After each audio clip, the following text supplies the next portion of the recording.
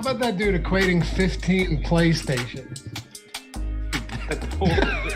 that whole thread, like, I was like, I just had to stop. Yeah, like listen, there's zero comparison there.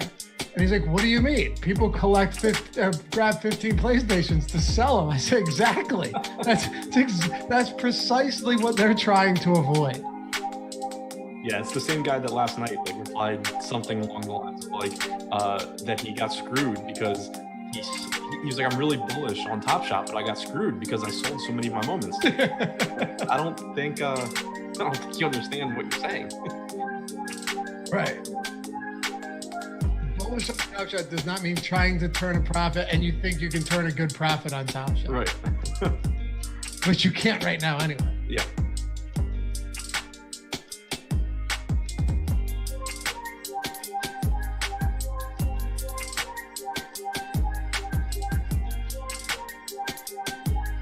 I was like fucking 40,000 in line. That blue check, everyone's saying. Yeah, dude, I'd rather be 40,000 than like 3,000 I got. Like, how short did you come up? Like 400. I'm in 440 right now, and they're like fit. At least you get a rebound pack. Yeah. At least I don't have to deposit. Yeah. I just slowly keep taking 1,000 out every time a withdrawal goes through. I just take another. Yeah, I was doing that like 3,000 at a time, but then I bought stuff, so now I only have like 775 on there. Right. Well, my USDC limit is only 1,000. Oh, right. Yours is too, but you were doing wires. Yeah, right? yeah. I just throw it straight into crypto. Is what I'm doing. I'm just every day I dollar cost average into something else.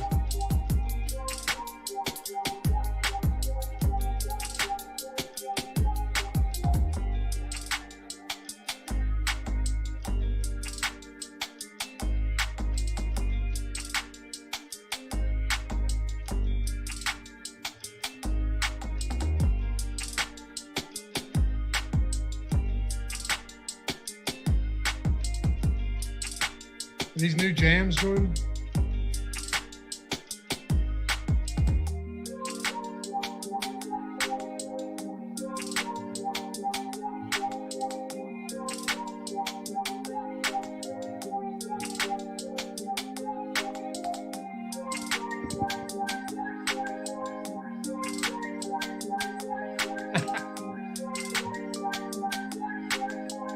Can't win them all now, can you?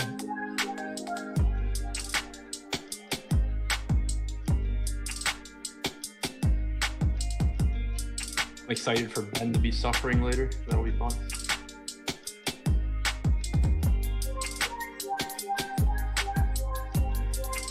Yeah, you got the same one I got. Yeah. It was bad like that. The night that I got it was pretty bad. My temp got up to like 102 and I felt like I was going to die. But it didn't last very long. Like by the morning, I was fine. Makes me really want to get it though, you know? I can't wait to be laid up for 2 days. I mean, if I didn't live by myself, it wouldn't have been an issue at all. The problem was just I live by myself and I'm laying in bed like, all right, I need to get water, but I think I'm going to faint if I walk to the kitchen. And your mom's got conditions. So I you know. Yeah, there was no, yeah. I mean, I have asthma and then more importantly, my mom. So I definitely was getting it. But... And yeah, I agree. Get that up to 100 likes before we go live. Appreciate you, Kyle.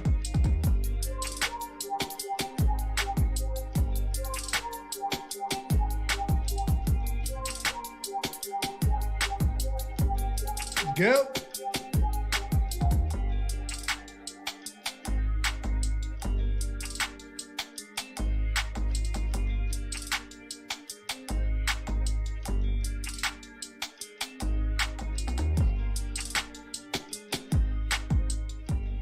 Yeah, what's going on, everybody? Welcome to the Awesemo.com NBA Deeper Dive presented by OddsShopper. I'm Dave Loughran on the Twitters at Loughy_D, LOUGHY_D, joined by Adam Scher at Ship My Money DFS. Usually we go live 15 minutes early when you got 9 games or more. For any of you wondering, that's how it works here. 9 games or more, we do an hour at 15. We do an hour for 8 games or less. Well, Adam, You got no Minnesota Brooklyn game due to a postponement, so we're shrunk down to 8 games, and there were some really good plays in that one. Yeah, I mean, obviously changes the slate because it gets rid of a game, but it also takes a lot of value off the board. So at least right now, this feels like a really weird slate compared to what we've had, for the last few weeks, where right now there's not really teams like full out resting guys. So it actually like you actually, don't have as many just lock and load value plays, at least so far. No, and we updated ownership about an hour ago, so I'm assuming we should be getting another one coming in very shortly here. We'll let you guys know at awesemo.com. Of course, if you want to check that out, go to awesemo.com/join. Check out all of our tools for all of our sports. I think you will appreciate them, built by Alex Baker, #1 ranked DFS player, and some of the other best DFS players out there. They will change your game, transform your game dramatically, no doubt about it. All right, so first thoughts initially before we get into it, before I thank all of you lovely people for being here. Donovan Mitchell with no Conley, with doubtful Jordan Clarkson is going to play a big role in today's slate. What are your initial thoughts, though, at the top, the bottom, the middle? Any good value? Where are you constructing slates today? Yeah, the Utah Jazz are a huge deal now. I mean, it's a great matchup with Washington. They're missing 2 of their top scorers. So there's a lot of value there. Not really minimum salary guys, but just guys that are underpriced in the mid-tier and Mitchell at the top. That's, I think, the kind of the clear-cut team. But then outside of that, there's not a ton of value. I mean, you should have some value from Golden State with James Wiseman out and Kelly Oubre out. Obviously we might get some more value throughout the day, like Jamal Murray's questionable, Kristaps Porzingis is questionable, but it's kind of a weird slate where like maybe, unless we get some unexpected news between now and lock, maybe you actually have to look at mid-tier plays today for the first time in a while. And, you won't be able to just plug in the 3 most expensive guys and then fill out your roster with 3K guys. It's very possible. Yeah. Gene B. Kim scored a legendary pack while teaching you. Of course he did. You son of a bitch. Does anything go wrong for you? Right. My God. got a Draymond, sorry, 42.99 and 2 DiVincenzo limited editions. That's interesting. Well, I didn't get a pack. I was like 40,000th in line, but thanks for the super chat, Gene. And Steve McGee says 4th place in the piggy bank last night. Appreciate the help, boys. Congrats, man. I wasn't on that show, but I'll just assume that Adam and I helped you somewhere along the road. And we're happy to have you guys with us as always. Look, we bumped this up to almost 200 likes before the show even started. I told you we got the best viewers around. There's no question, hands down. That is amazing stuff. We'll see if we can get to 500 midway through the show, but I won't hold it against you if we don't. The biggest thing, though, subscribe to the channel. That helps us out in a huge way. Absolutely huge. We're trying to inch our way along here, especially once we get back towards football season. You'll always know when we're going live. We'll show up on the recommended feed, the browse feature. And if you hate it, just unsubscribe. You won't have to hear from us again. But most of the people, at least half really, of the people that watch these shows aren't subscribed. So if you were one of those people, go ahead and remedy that wrong. Hit that subscribe and we jump into it right now. It is the Philadelphia 76ers against Dallas. Really, really good game from a just watchability standpoint. Nationally televised ESPN game tonight, Adam. The question remains, though. 76ers 3-point favorites, 218.5 total. We'll wait on the Kristaps Porzingis news. But the question is there anybody you really like here from the Philadelphia Sixers? And then we can talk Dallas. But anyone jump out to you from Philly today? I mean, Embiid is the obvious answer, right? Like he's clearly the top play here, but in terms of does he jump out as like a priority on the slate, I think the answer is no, because one thing that's really interesting about the slate that I didn't really mention at the top, there are a few guys that, just look like great plays and there's nothing wrong with them, but then there's like players around them that do have at least a similar ceiling. That's kind of the case you have here, where Nikola Jokic is clearly the top pay up center, I think. But at that same price point, you have Joel Embiid, who for a couple of reasons, I don't think is as good a play as Jokic. He doesn't project quite as high. He's going to play a few less minutes, most likely. He averages about the same fantasy points per minute, but is also going up against Dallas, who's been the slowest team in the league over the last month. So he has that working against him. But on a, 1 game sample size, if Joel Embiid scores more fantasy points than Nikola Jokic, it's not like that would really surprise anyone. And right now we have him projected for 3% ownership on DraftKings. So anytime you get Embiid that low owned, and then, you have Jokic up at 25%, Jokic is such a good play. I'm not saying that it's not, it's crazy to play Jokic instead of Embiid. It's not, it's a great play, but that is one potential spot that I think, if you're getting like 8-1 odds that Joel Embiid beats Nikola Jokic in 1 game, I think that is one spot that is potentially profitable. Absolutely. And Josh and I talked about this a lot today because I mentioned that I think if this game stays close, I think Joel Embiid plays his full minutes, like full minutes. I don't think he's limited at all. I'm not saying he gets to 40, but I think you get 35, 36 minutes out of Joel Embiid in a close game. I do. He played 27 minutes against OKC, had like 52 fantasy points, right? Was crushing. If he gets his fourth quarter rotation, you're golden. And now you have it in a important game because they have a very tough stretch of games coming up. Clippers, I think they get the Nuggets again, a few really tough ones. This one won't be easy in Dallas, but if it's close, and it should be, I think Joel Embiid plays big minutes. And if he does, if you get 35 minutes from Embiid at 10,100 at him, Jokic is still fairly priced, 10,400. But like you said, the ownership discrepancy is so big there. You know Joel Embiid can go for a huge game. He has the block upside, the steals, the rebounds, the scoring, and he can chip in with a few assists as well. He can do enough in 35 minutes to give you that 2 fantasy point per minute game that you're looking for at virtually no ownership. Yeah, exactly. And, we talk a lot about ownership. The ownership of your lineup is what's really important. Like, you don't want to just look at Jokic's ownership. Sure. You don't want to just look at Embiid's. But there's, in my opinion, at least, there's definitely a big enough gap right now where if you build out your lineup and you have a bunch of chalky plays, you have the Utah guys that you want, and whoever else, this is one spot where you could make the contrarian move to Embiid. And it's the way ownership looks right now. That would be a perfectly fine move. Anything else for the rest of Philly here? I know Not Josh really, has been huge on Simmons on FanDuel lately, but still hasn't panned out for him. Yeah, I mean, it's just like I said, it's not a very appealing matchup. Dallas has been the slowest team in the league over the last month. They're top 10 in defensive rating over that time as well. And so I think that, it's like obviously Ben Simmons and Harris have high ceilings, but both guys, especially Harris, less effective when Embiid's active. Simmons, not very effective under any circumstances recently, but certainly could make like a case for those guys. But I think Embiid is the one that really stands out to me.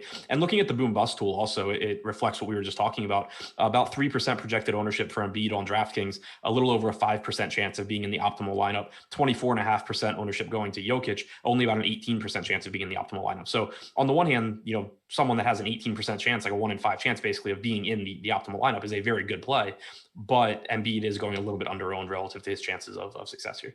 All right, so we're waiting on the Porzingis news. He's questionable, second of a back-to-back. They're calling it injury management. Do you like? We'll get to that in a second, but let's start off with the Luka Doncic situation. Are you getting to Luka today? It's a tough spot, not a super high total game, which isn't always important, should be competitive.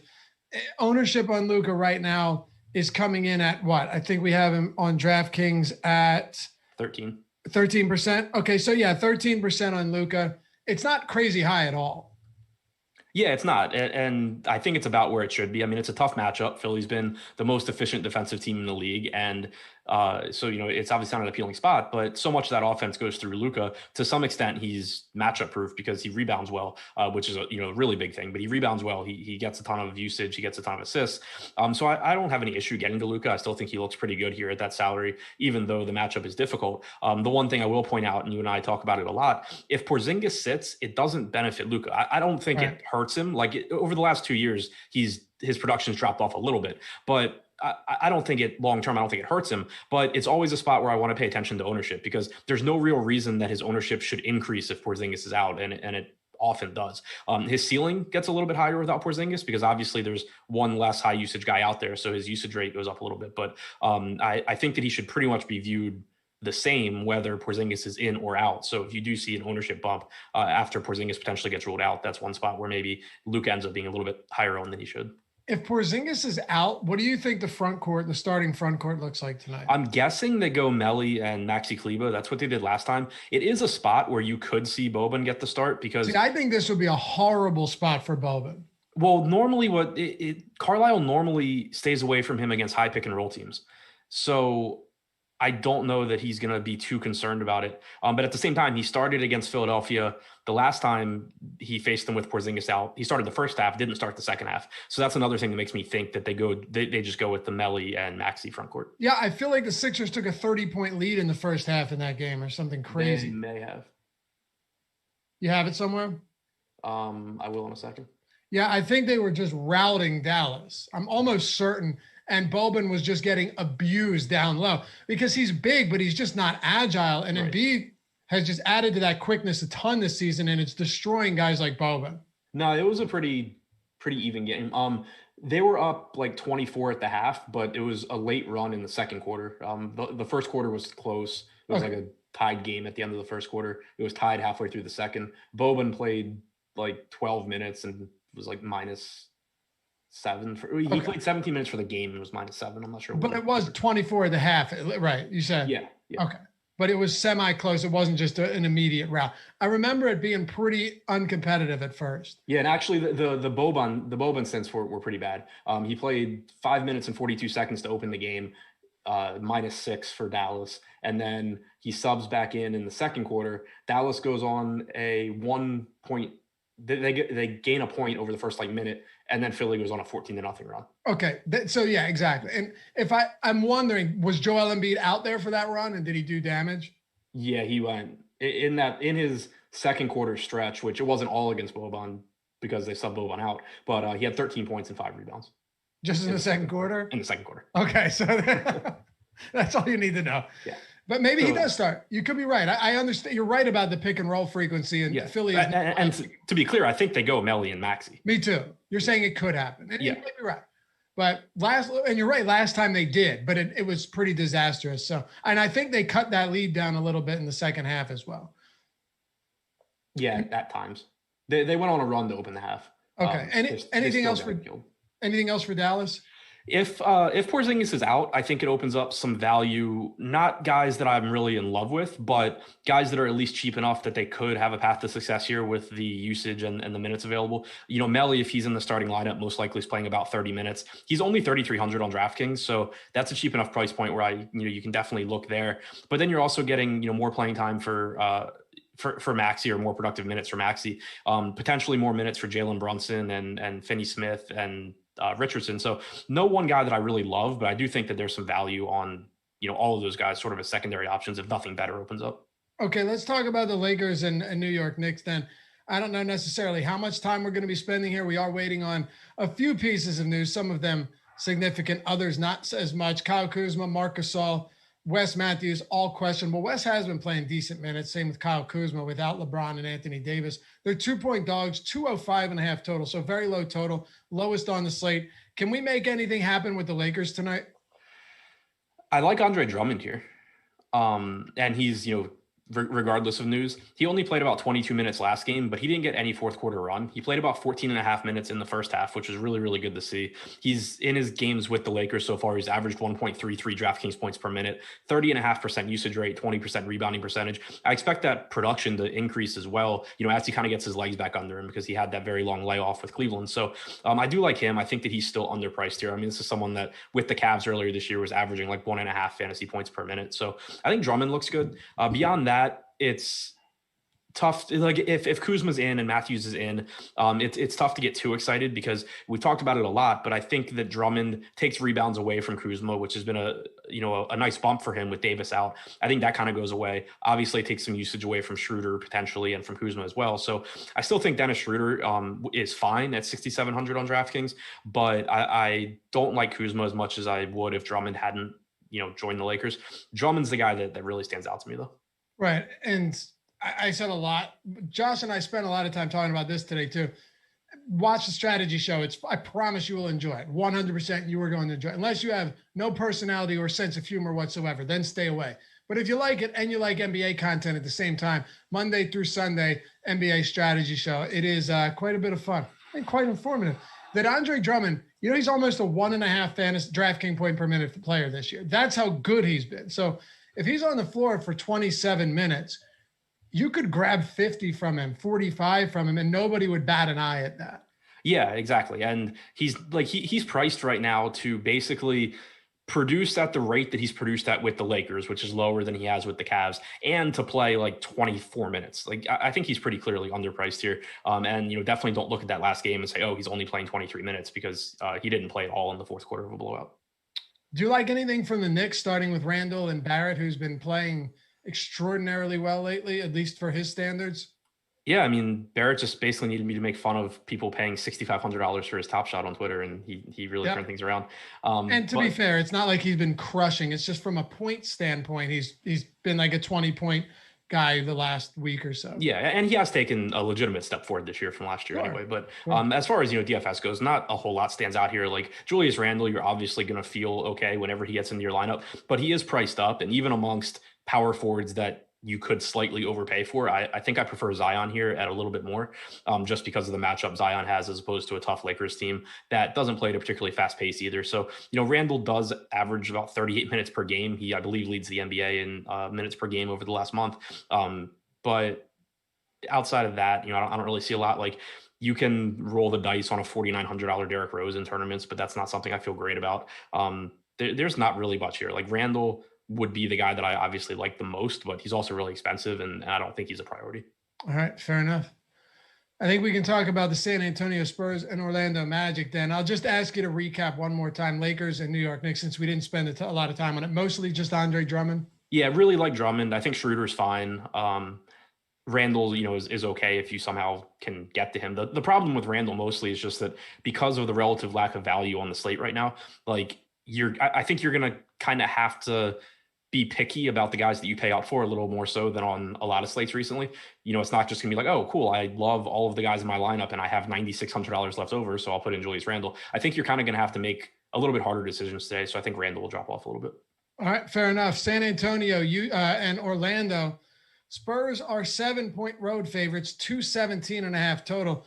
Pretty healthy team, not much to touch on there. If you're talking about ownership for the San Antonio Spurs, there isn't a whole lot to touch on there unless you're getting to like the Patty Mills of this world on a day that doesn't have a ton of value yet. DeJounte Murray's in the low double digits on our Awesemo projections. Same with DeMar DeRozan. On FanDuel, it gets a little bit different, Adam. You have DeRozan getting, last I looked, around 20%. So clearly the highest projected owned player over on FanDuel for the Spurs. Yeah, and I think that the Spurs have several guys that look decent. No one guy that looks great, I don't think. DeRozan does look like a pretty good option. I actually like him a little bit more on DraftKings because he's a small forward as opposed to a shooting guard. And shooting guard, I think, is actually a pretty strong position tonight. Small forward, not quite as much. So DeRozan, I think, looks pretty good. Has about a 27% usage rate in the games that he's played without Aldridge and with Murray and Derek White this year, averaging almost 35 minutes per game as well. So I think that looks pretty good. DeJounte Murray, we know, comes with a very high ceiling, not getting too much ownership there. You mentioned Patty Mills, and I do think he's worth mentioning because he's 3,400 on DraftKings, and right now we don't really have great value. The thing that does concern me, though, is that, right now we have almost 17% ownership going there, and I don't think it's more of just because there's nothing else that people really feel confident in. So Patty Mills is showing up as opposed to like, exactly. On a lot of slates recently, the, 3K guy that ends up being popular. It's like, oh, he's a really good play. So I'm fine with the ownership. I don't think Patty Mills has a good game here. It's just that he projects a little bit better than a lot of the other really cheap guys. You're probably getting around 24 minutes from him, but there's a lot of competition for touches when you talk about Murray being active, White being active, DeRozan being active, Rudy Gay being active off the bench, as a high usage guy. So, Mills certainly can outperform that salary. He should be a little bit more expensive, but just not really the type of guy that I love getting to at high ownership. The Orlando side, I guess you could say it might get a little bit interesting. Not a lot interesting, but a couple spots that we can hit on here. And for one of the same reasons that you mentioned, Patty Mills getting ownership, I think is the same reason you're seeing around 17% projected ownership on Mo Bamba. He's played well. His minutes are, less consistent, or at least less appealing, 25, 22, and 21 over his last 3 games, of which one was a monster blowout. One was competitive, and the one where he played 25 was a 14-point or 15-point game. But he's actually producing, Adam, and he's not expensive. Really, it's, do you want him at 17% ownership? Is there still not enough value to where you say, you know what, I'll bite the bullet and I'll go to Mo Bamba. Maybe I'll look towards Wendell Carter Jr., not in the same lineup, of course, but maybe these guys have more value than they normally would, or a lot more value now than they might at the end of Live Before Lock when we start getting some news. Yeah, I mean, I think Orlando's kind of interesting here. And again, it's kind of, you compared him to Patty Mills, and it's sort of the same thing where I don't love any of these guys, but they kind of they seem somewhat appealing because you do have Gary Harris out. You have Okiki's questionable. Like, there could be a pretty nice chunk of minutes available here, and they're pretty cheap. Michael Carter Williams is $4,500. He's only been playing like 22 to 24 minutes recently, but now you take Gary Harris out, and I think that opens up some more minutes. Cole Anthony only projected for 3% ownership. He's relatively expensive at 5,300, but the guy's been playing like 26 minutes a night over the last couple of games. For the season, he's played 248 minutes without Nikola Vucevic on the floor. He's averaged 1.17 DraftKings points per minute with a 27% usage rate and a 32% assist percentage. That's someone that certainly could kind of sneak up on people and have a bigger game than people are anticipating. And then Bamba, I think at his salary makes sense just because he is cheap. He's, a 1.2 fantasy point per minute guy. It's just a matter of how many minutes does he get off the bench. What if, I guess it's not the biggest news, but if Chuma Okeke is out, he's been playing north of 30 minutes per game. Actually been playing a ton of minutes lately, and Otto Porter remains out, of course. Does that influence anything enough to say, you know what, maybe there is better value here? Maybe this actually opens something up for us tonight. I mean, I think so, because he does typically play big minutes, like you said. And like last game, he didn't play, but Gary Harris played 26.8 minutes. So, and that's a game where you got 26 minutes from RJ Hampton. You got 27 from Ross. You got 27 from Cole Anthony. Unless you think like Devin Kennedy or Chasen Randall are suddenly going to pick up a ton of minutes, and I think they would probably, at least one of them probably gets into the rotation. I think the most likely thing is that you see Michael Carter-Williams, increase on his 22 minutes. You see that Dwayne Bacon increase on his 27 minutes. I think that it makes it so you can feel a little bit safer about the playing time for guys like Cole Anthony, Michael Carter-Williams, RJ Hampton. So, they're still below average, NBA players. So it's easy to see how they would fail, but I think it would at least put it in a situation where like these guys are pretty cheap and probably playing 30 plus minutes. Yep. I'm with you. I think, and again, now it all depends on if we get other big news throughout the night. Yeah. Yeah. I mean, if we get news that like someone else on the Pelicans is out playing the Kings, obviously that takes priority over what's going on here in this game. Anything else for Orlando? Terrence Ross should have a really high usage rate, but I think he's pretty much priced where he should be. All right, Washington and Utah, keeping this one moving. The Wizards against the Jazz, huge dogs here on the road. As it stands right now, 11-point dogs, but at 235 total. We should have Bradley Beal back. He's probable. And then on the Utah side, that's where things get real interesting. We're definitely going to spend a lot of time on that. But let's kick it off with the Wizards on the road. Russell Westbrook coming in at a pricey tag once again. Bradley Beal, however, $8,900 on DraftKings, and on FanDuel, if you wanted to get to Bradley Beal, you're paying what, $8,200 for him, and he's outside of the top 20 in ownership right now. Yeah, I mean, it's a tough matchup, obviously, and he is playing through an injury. You've only been getting about 30 minutes per game from him. So I do think there are legitimate concerns there. But, the thing is, too, if he's not getting a lot of ownership at that price, there's still upside, because it's not like Scott Brooks is going to come out before a game, or most likely, and say, yeah, this is the one where Beal goes back to playing 37 minutes. And if Beal plays 37 minutes at these salaries, he's clearly underpriced, even with the tough matchup. So I think he's risky because, again, there's a good chance he plays like 30, 31 minutes. But as long as the ownership's low or relatively low and the salary's down, I do think he's at least an option in tournaments. Can we get, what about Westbrook? We saw him in Beal's first game back. Westbrook still went for a big triple-double. I think he had 19, 14, and 14 or something outrageous. He's capable of doing this every single day. But like you said, it is an ugly matchup against Utah. He is the highest priced player, at least on DraftKings. And his ownership right now is really low on DraftKings, 9.2%. On FanDuel, Russell Westbrook ownership is 7.6. So you're paying $11,000 for him on both sides.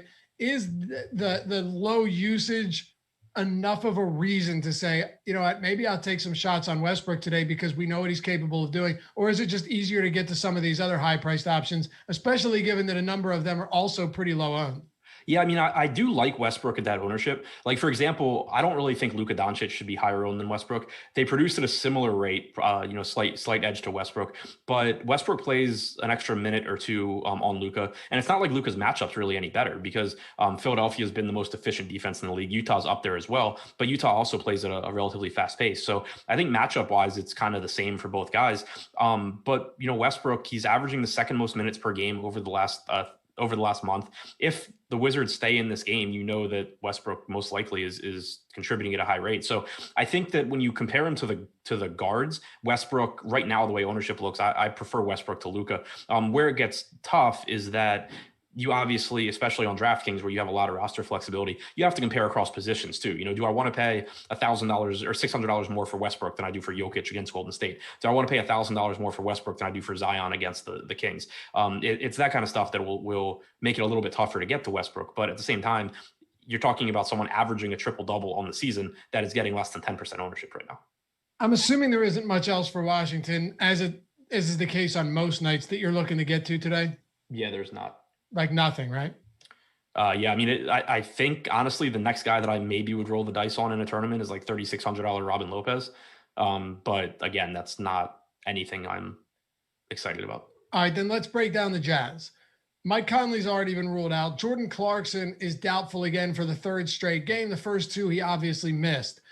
Donovan Mitchell has been electric lately, just really, really good.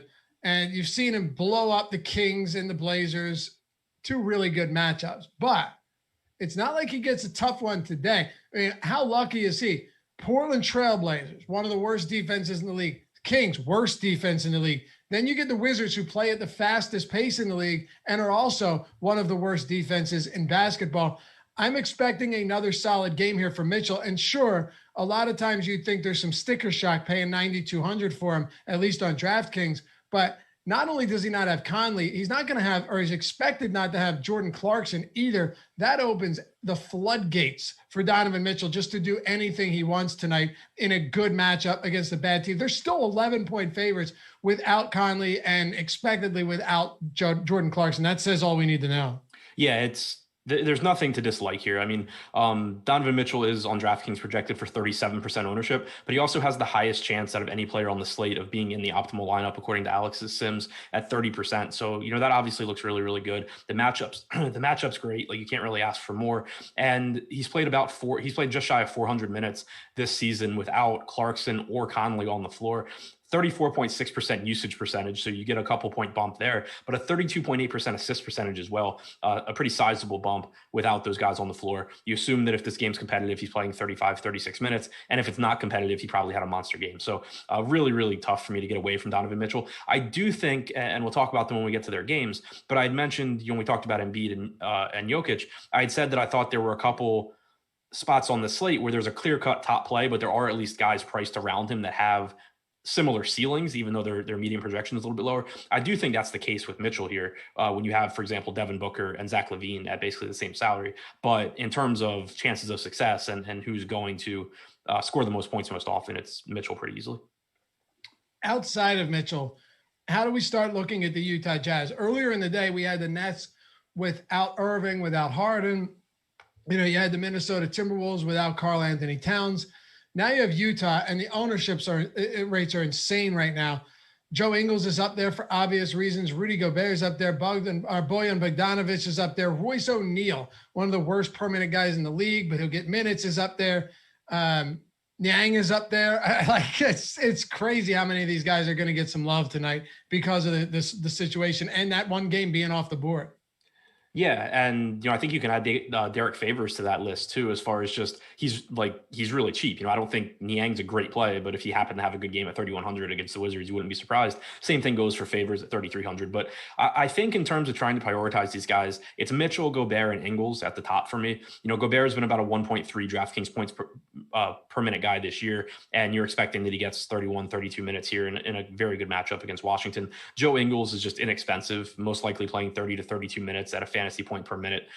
So he looks really good. And then I think there's a little bit of a drop off, but you still get pretty favorable pricing on Bojan Bogdanovic and Royce O'Neal. Bogdanovic, the higher upside of the two, because he's someone that can definitely just get hot from three and knock down a bunch of open shots against the Wizards. His usage rate without Clarkson or Conley on the floor jumps up to about 22% from about 20.5% overall. So that looks pretty good. And then it helps to solidify his playing time as well.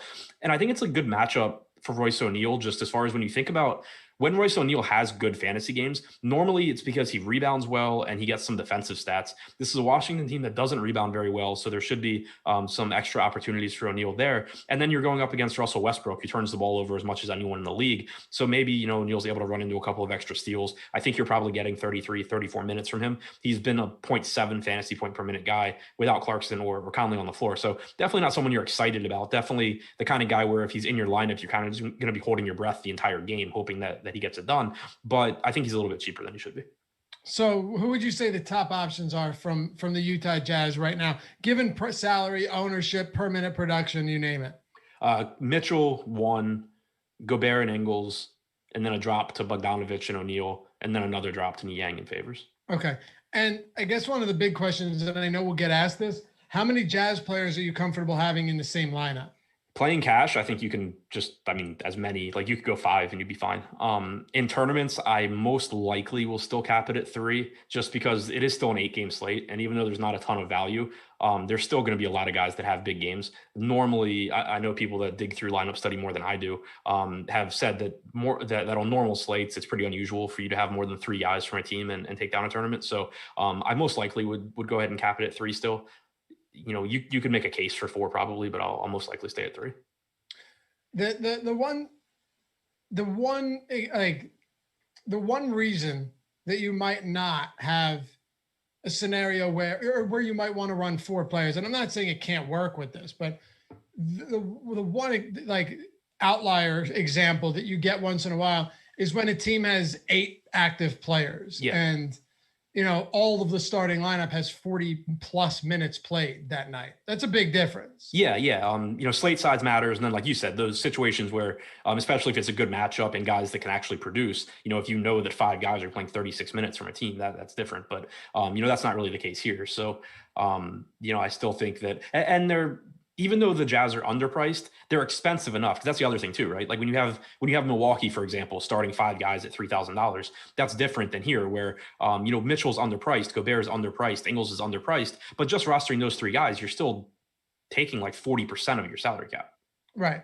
Yeah, it's one of those exceptions where when they're super, super short, and we've seen it a lot with COVID this season, that you can get there and not feel all that terrible about it. So this is a little bit different. They still have plenty of healthy bodies. I don't know how many of them are going to be on the floor. I'm not necessarily sure how many of them are going to get minutes, but you have to assume it's more than 6 or 7 or 8 that we've seen with a lot of these other teams this year. So we'll see what happens. I don't know. Maybe Quinn has something up his sleeve. Yeah, I mean, I'm expecting a 9-man rotation. It certainly could be 8, in which case, if it's an 8-man rotation, then guys like Niang and Oni probably ended up having better games than we're expecting. Yeah, I mean, if that's the case, you're going to feel really good about paying virtually nothing for them. Yeah.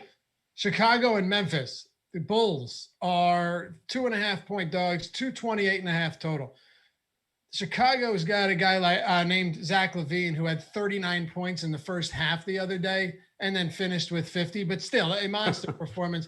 And then followed that up with 30 real points and another 51 fantasy points. The thing that's crazy about him is he's averaging almost 1.5 DraftKings points per minute since Nikola Vucevic came to Chicago. Playing alongside Vuce, his per minute rates are nasty. His usage is through the roof. It's 38%, and his assist rate's almost 28%. So there's nothing about Vuce's entry or arrival in Chicago that has hurt Zach LaVine at all, if anything. And sure, it's a very small sample size. It's not lost on me. But thus far, with the data, with the information that we have, you can't say that Vuce is hurting Zach LaVine at all. And so far, it's helped him.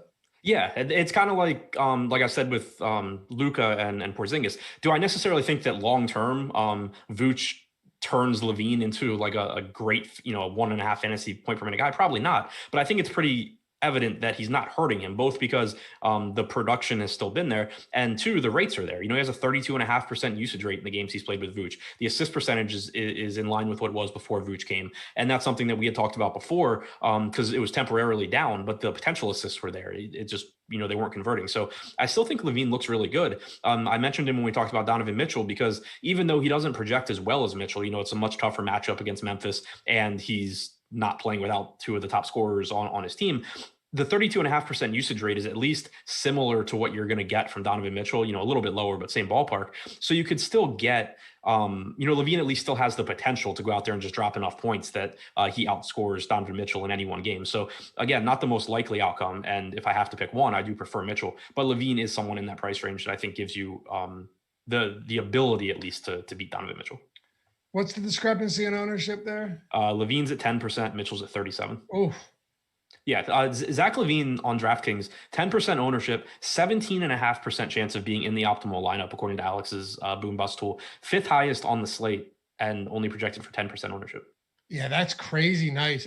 If you guys want to, you hear us talk about all this too, the boom bust tool, it's hugely useful for this type of stuff. You'll hear Adam mention it and Josh and myself mention what percentage chance that he's in the optimal lineup, what his boom rating is, his bust rating. We have the boom bust article on DraftKings or on awesemo.com as well.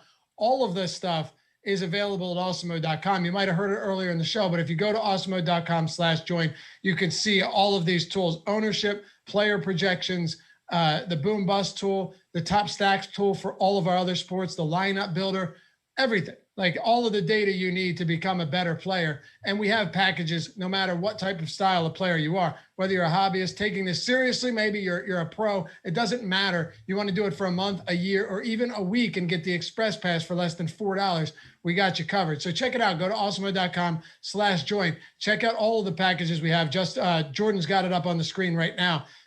There's a million different things here, a ton of different tools. That's why when we give out free content, like today, right? We got, what's our free content? We have the deep dive by Adam. That's free every day of the week. It's the most comprehensive article you're going to find on the daily for free. So check that out. But the NBA player rankings, MLB top pitchers, and the MLB player and top stack rankings, that's free today. That's just a tiny bit of the premium content and tools that we offer every single day. All of that built by the #1 ranked DFS player in the world, Awesemo himself. So you want to be part of it, part of an awesome community, check it out. And be sure to join the premium Slack chat when you do. Join all the channels that interest you and join the Office Hours channel where you got our pros answering questions and helping you further your game every single day of the week. All right, let's keep going with this one. What else are we doing with the Bulls? I don't see a whole lot else here. Vooch obviously has a really high ceiling. His rates are similar in Chicago so far as they were in Orlando, down a little bit, particularly his usage is at about 27%. But the big concern I have with him is that the playing time has been down in games where the front court is healthy. When he played big minutes, it was when Daniel Theis was out. You have a pretty crowded front court here with Vooch, with Theis, with Thaddeus Young, with Markkanen. Like all these guys are getting enough minutes where Vooch is only averaging 30 to 31 minutes per game. So I think that's a pretty big concern when, you know, he's not that much less expensive than guys like Embiid and Jokic. He's still obviously capable of going out and having a monster game, but I think the playing time is a bit concerning. Beyond him, I don't see much. You know, $3,300 Daniel Theis on a slate with very little value right now. Certainly the type of guy that could end up in some lineups if you're playing a lot of tournament lineups, just, you know, based on wanting guys at that price point. The mid-range guys, though, you know, Young, Satoransky, Williams, White, it's hard to see them making their way into many lineups. Okay. I'm a Tulsa dog every day. You got something for me. Okay, is that it for Chicago? Yeah. Okay. By the way, this hat you guys were asking about, I mentioned this a bunch of times, but I'm happy to tell you again. You can get it in the Awesemo store. I'm not even trying to sell you on anything, but you ask all the time. Like, you could go to the Awesemo store, check in the description below. I think you can see the link down there somewhere. If you have YouTube Premium, I don't think it shows up, but it's in there. Maybe Jordan, if you can find the link to the store, throw it in chat as well. That would be great. But yeah, you can get it right there, all different colors. It's a pretty sweet hat. Memphis Grizzlies. Jonas Valanciunas coming off a banger of a game yesterday. And if you didn't have him, you weren't winning. Almost 70 DraftKings points, 34 and 22 on the day. Just an absolutely huge game. Played 32 minutes against the Pacers. Same game Brogdon went off. Do we like Joe Val today? Can we get to John Morant? Is there anybody against Chicago that stands out to you? Yeah, I think Morant and Valanciunas are the two. Morant, you know, you and I have talked a lot that he's been kind of disappointing this season, but he's cheap enough, you know, that's baked into his salary. He's still averaging over 1.1 fantasy points per minute. Pretty middle of the road matchup against Chicago, middle of the pack in pace, middle of the pack in defensive rating. But there's not a whole lot in this price range that stands out. So I think Morant, you know, especially if more value doesn't open up, Morant looks pretty good. And then Joe Val is always interesting to me because he's one of the best per minute producers out of anyone at his price point. He averages 1.3 points per minute. It's just that he only averages 28 minutes per game. And so that keeps his salary down. But there are still games where he gets 31, 32 minutes. And a matchup here against the Chicago front court where you're expecting Vooch to play 30 to 32 minutes. I don't think that's necessarily a bad thing for Valanciunas. I think maybe you could see him get a couple of extra minutes. So definitely a high upside play. Outside of those two, though, I don't really see a lot. Okay. So we got 5 down, 3 to go. Would be 4, but 3 to go. The next one up is the Sacramento Kings and New Orleans Pelicans. I feel like we'll probably sit here for a while. Pelicans are right now 1.5 point favorites, 235.5 total. Let's flip it to the other side, though. as we usually do. And with the Kings, you have Fox, you have Holmes, you have Barnes. I feel like you're starting to see pretty accurate pricing on these guys, which I guess leads me to my only question I have is, are any of these guys priced at a point where you think, you know what, these are good enough spots where I'm willing to get overweight on the field? Yes and no. I kind of thought that these guys would be lower owned than we have them projected for right now, because I love this game from a fantasy standpoint. I mean, this should be a high scoring game. There shouldn't be much defense played here. And with the Kings, it's always appealing because their starters play huge minutes. Harrison Barnes comes into this game third in the NBA in minutes per game over the last month. De'Aaron Fox is fifth. Like you're just getting a ton of playing time from these guys. So even though De'Aaron Fox is priced up, I do still like him here. The problem is just that, he's projected for like 15% ownership right now. So that's a little bit higher than I was expecting. But I do think, you can still go to Harrison Barnes, who I think you maybe see him produce at a little bit higher rate going forward, because I had said that I thought he'd be better with Marvin Bagley out, and his rebounding numbers have increased, but his usage actually went down. And I think that could be because Tyrese Halliburton was in the starting lineup. Now you replace Halliburton with most likely with Mo Harkless, a very low usage guy. I think maybe Barnes gets back to where he was usage-wise earlier in the season. So I think Barnes is an interesting play. Holmes is playing big minutes here. You can definitely go to any of these guys. And I specifically in the deep dive today, I mentioned Buddy Hield. I think he's overpriced for what you get from him on average, but this is someone averaging over 10 3-point attempts per game, going up against the Pelicans team that for the season has allowed the second most 3-point attempts per game and the highest 3-point percentage. Over the last month, they're 12th and I think 4th or 5th, respectively. So this is a team that encourages you to shoot threes, gives you a lot of open threes, and you have a guy in Buddy Hield who's not a very high usage player, but who does average over 10 3-point attempts per game. All right, so if we break this down a little bit more, I was with you, by the way. I expected it to be a little bit lower ownership. And you know what? As we get our updates, that could be the case. Let me see if we have an update. We are, yeah. Have you updated since the last one? I was still on the one. I don't think so, no. Okay, so I was still on the one from, I guess, an hour and a half ago. We got an update 27 minutes ago. So it would have been right after we started. Now it changed a little bit. So you have Fox at 16% and then everyone else below 10%. Does that seem more like it, or is Fox still a little bit higher on than you would have expected? Yeah, I mean, that seems closer to right. Fox is still a little higher owned than I would have expected. I don't think it's so high that you should be necessarily staying away from him, but I kind of thought that price tag would scare people off a little bit more. Anything else for the Kings? Right now, we have no ownership going to Mo Harkless. He started last game against Utah and played 31 and a half minutes. I know he's not very good, but if he's going to get no ownership in a game with like a 230 plus total at basically minimum salary on DraftKings, I have some interest. All right. So when we look at the New Orleans Pelicans, you've got someone in Zion who is right now at the highest salary of the season. I know this isn't necessarily a buy low, sell high type of situation, right? We're not trading Top Shot moments. We're not trading crypto or even buying it for that matter. But it is the highest price he's been all year.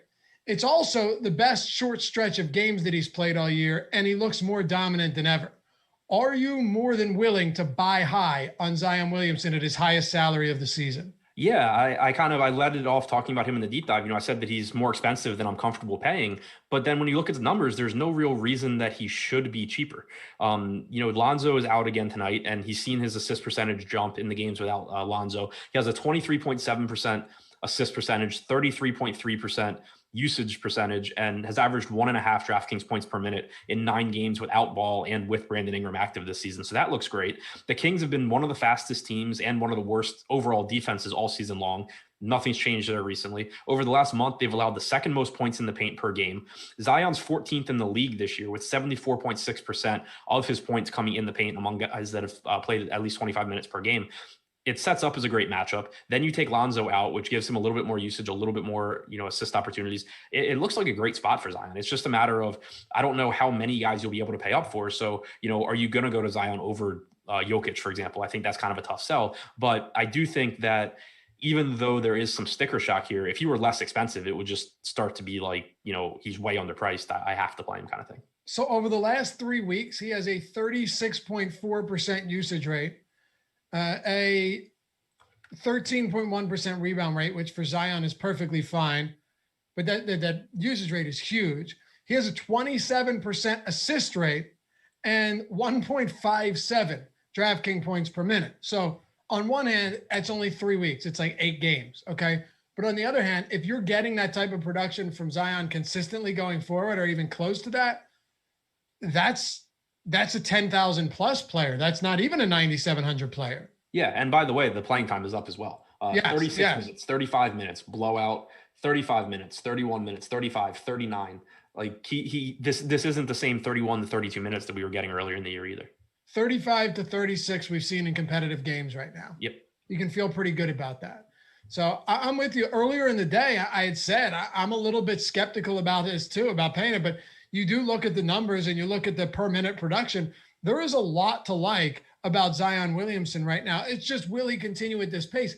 My guess is he will. With Lonzo out, number one, fantastic. Can we not ignore this matchup either? I mean, it's against the worst defense in the league, a team that does not rebound well, that cannot protect the paint either.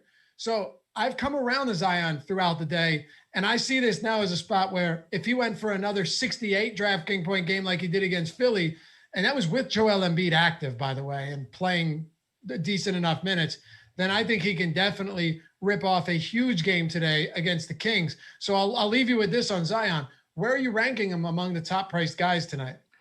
I think he's behind Mitchell. I think he's behind Jokic. I don't really see a way around that. But when you consider that he is $1,300 less than Westbrook, and he is on DraftKings, $1,000 less than Luka, I think I like him a little bit more than those guys. The ownership is there too, though. I mean, you're getting 18% ownership on a guy that at first glance, we both just went, like, holy shit, what's with this salary? You're getting, almost 20% of the field going there. So I think he's a very good play. I wouldn't say that he's projected to be under-owned, I don't think. All right. Hey, one more push for 500. I think we've done pretty decent for only mentioning it once throughout the show. But let's get that up to 5. We're at 378. We got 2,400 people watching, 13 minutes to go. Let's lead in the live before lock with some strong numbers here and show everyone what's going on. What else are you doing outside of Zion? So Lonzo being out last game, we got Marshall in the starting lineup again. He played, I think, 31 minutes. I'm trying to pull that back up now. Naji Marshall played 31 minutes. So, I mean, that's another spot where he's $3,400 on DraftKings. It's going to be really, really tough to get away from him. I expect him to be one of the highest owned values on the slate. It's just a good matchup. The minute should be there. Everything there looks good. James Johnson came off the bench, still played 33 minutes, but I think that's a pretty risky play here. Kira Lewis kind of would be interesting. He played 18 minutes last game, but his salary is a little bit more expensive, and I don't really know how many minutes to expect out of him. So I think outside of Zion, the guy that I would expect to have the most of by far is Naji Marshall. All right. No one else really stands out to you? No, I mean, it's a really good matchup. So I'm not going to be upset if I get to guys like Bledsoe or Ingram, but they're not really priced where I'd like them to be. All right. Is the top option from this game still Zion, though? I think it's Marshall when you factor in salary. Okay. Josh said this morning, and maybe it's changed, but I want to get your take on this because it was a take that, by the way, Okiki is active. It was a take that even as he said it, he knew that it would rattle some people, right? Rattle some nerves. He said that James Johnson was popping up as one of his best value options at 4,900 on FanDuel and was even viable at 5,500 on DraftKings. I mean, I'd say viable. Like, he played 33 minutes and he closed the last game. It's fine. My concern is that he's coming off the bench. Or assuming he's coming off the bench. So that naturally just kind of makes playing time more volatile, but also you have to remember that most of the big games he had with New Orleans, at least one of Ingram or Zion was out. So now he's competing with both of those guys for usage. He's competing with both of those guys for rebounds and assists. I still think James Johnson is okay, but he's a little bit pricier than I would really like him to be. Okay. And I'm assuming this is Josh tweeting from the Awesemo DFS account saying that he, FYI, he's adjusted Johnson down a bit. And then he says, whoops, not my personal account. That was Josh. Yes, I figured that was you. But, just deductive reasoning. All right, so you want to move on to these final two? Kristaps Porzingis out, Maxi Kleber in, JJ Redick available to make his Mavs debut. The Redick piece I do want to point out because when I talked earlier about thinking that if Porzingis was out, you could see enough run for some of those other pieces to become secondary options. Redick can kind of just throw a wrench in that if he even plays like 18 minutes. Okay.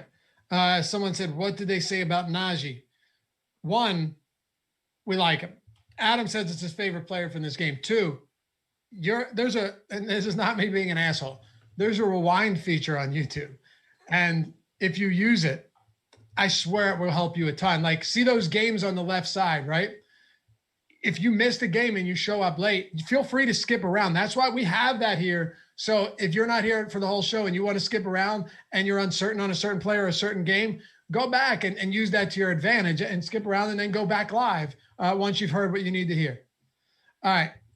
What do we got left? 2 games. We got Denver and Golden State.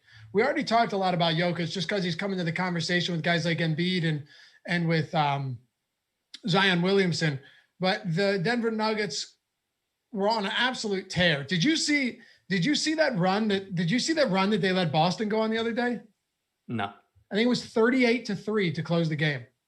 That's not good. Or sorry, it was 31-3 and then 38-8 or something, 38-5. But yeah, they were up by 14. Someone might be able to tell me in chat. I don't think I have the exact numbers, but it was an egregious run.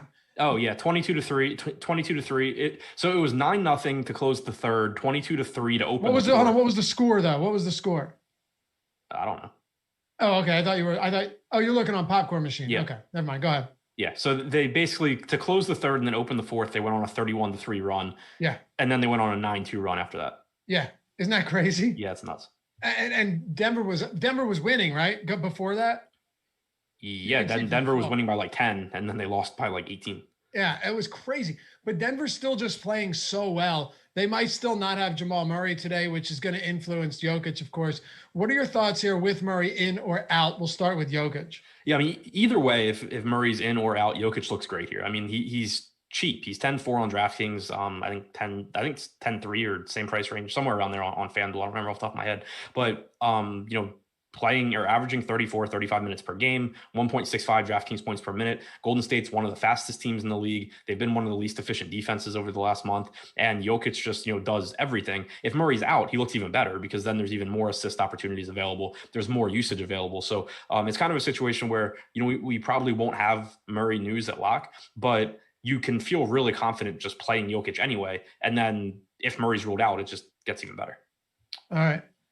So Peter says you guys are sleeping on Aquaman Steven Adams. Did you talk about him at all? No. Yeah. So I guess yes, we are. Adam is at least. He's 5,200. Like he's cheap enough where his 10 rebound double-double's fine. All right. What else are we doing with Denver right now? It's kind of on edge, just given that we're tentatively talking about them with the Jamal Murray news pending, and he missed yesterday's game, so second of it back-to-back. It's definitely possible he doesn't play. Yeah, it is. If he's out, it opens up value with Campazzo, who has been starting in his place. Campazzo, 3,600 on DraftKings, played 33.5 minutes yesterday. That's definitely a spot where you'd be looking to late swap if he ends up in the starting lineup. It opens up some usage for Michael Porter Jr. and Barton and Gordon as well, if Murray's out, because Murray is a much higher usage player than Campazzo. So it would be a slight bump, at least to all of the other starters. Substantial bump to Campazzo, obviously, since he's not in play if Murray plays, and he's a great value if he's out. Substantial bump to Jokic because of the increase in assists. I think Jokic, the clear priority one way or the other. If Murray's out, swap to some Campazzo, and bump Barton, Gordon, and Porter a little bit. All right. Then if we're moving off Denver to Golden State, you have no Kelly Oubre, and James Wiseman could be done for the rest of the year. Golden State fears that he could be done for the rest of the year. He tore his meniscus in his right knee. That's not great for the rookie. Kind of sucks. But you're looking now at Stephen Curry in a potential blow-up spot just because he's going to have to do everything on his own.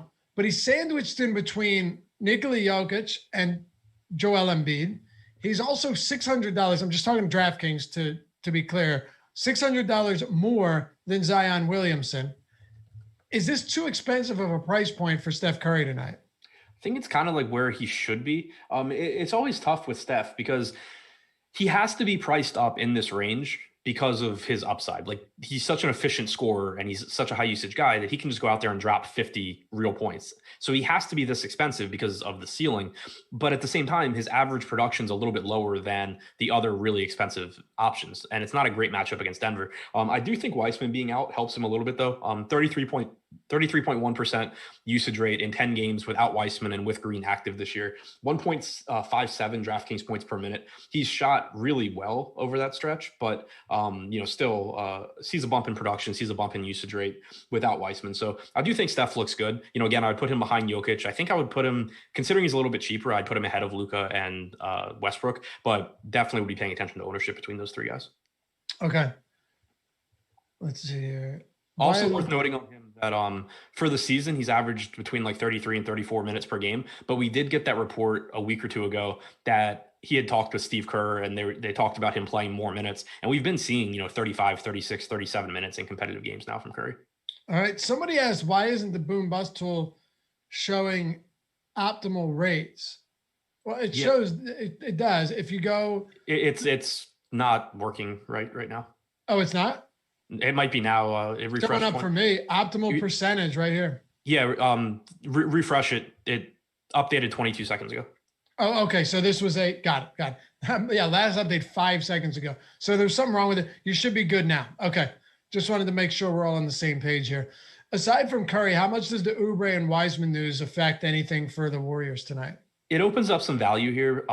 Kent Bazemore started last game without Oubre, played 32 minutes. Assuming he's in the starting lineup again, I assume you're getting another 30 to 32 minutes. He has been priced up already. He's up to 5,200 on FanDuel, 4,300 on DraftKings. He's still an okay value there. He's a relatively productive player between 0.8 and 0.9 fantasy points per minute, but not a glaring value at those salaries. Juan Toscano-Anderson could start here. He started the second half, played about 16 minutes in the second half after Weissman's injury. You could also see Kevon Looney start in place of Weissman because of Jokic. We'll have to wait and see. But if a $3,200 Toscano-Anderson starts, that's a pretty decent value. And then don't sleep on Draymond Green here. He's been much, much, much more productive when he's played at center this year, and he's really benefited from Weissman being out. 1.16 DraftKings points per minute this year in games with Curry and without Weissman. You've seen his block numbers increase, his rebounding numbers increase. Everything looks really good for him. So not a priority, but I do think that Draymond benefits from Weissman's absence. All right. That makes sense to me. We have one game to go here. Houston and Phoenix. The Phoenix Suns have not been a team that we've had a lot of fantasy interest in lately. Houston, not so much either, ever since they started getting a little bit healthier. Now, of course, Oladipo was shipped out, and you have Christian Wood in a spot where he's 7,900. He's 7,900, and then he's power forward eligible on FanDuel.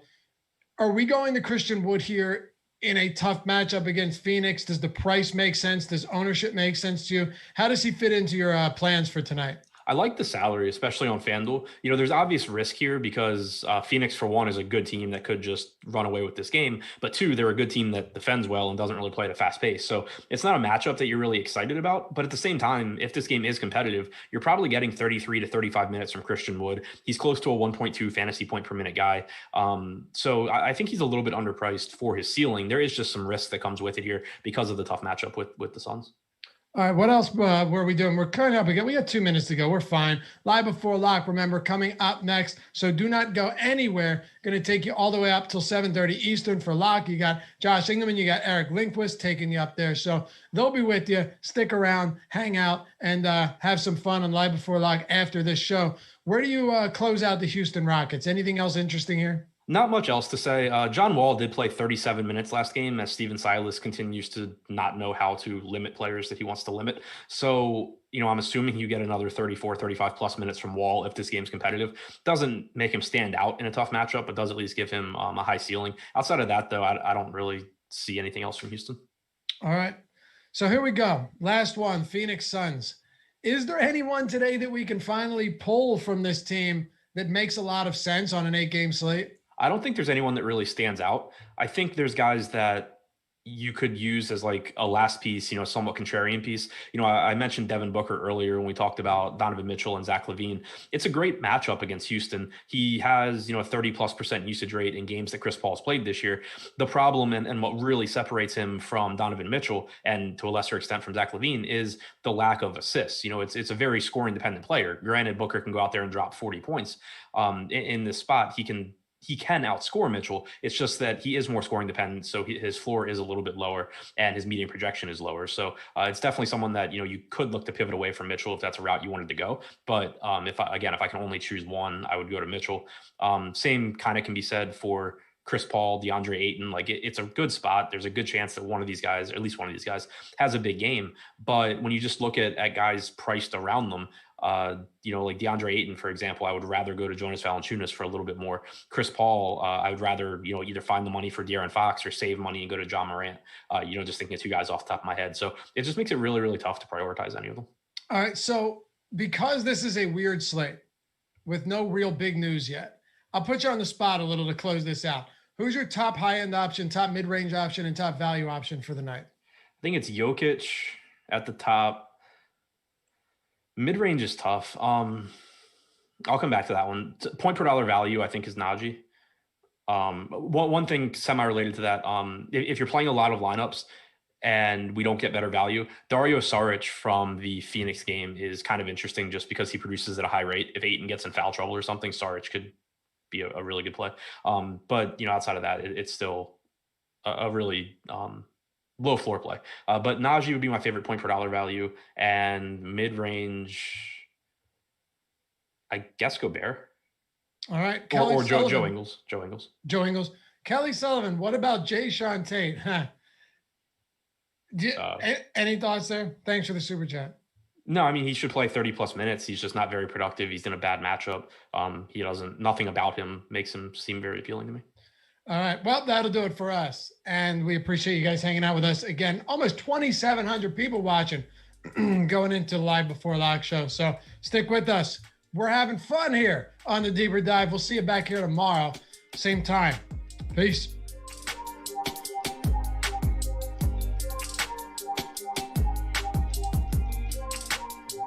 Later, boys. See you guys.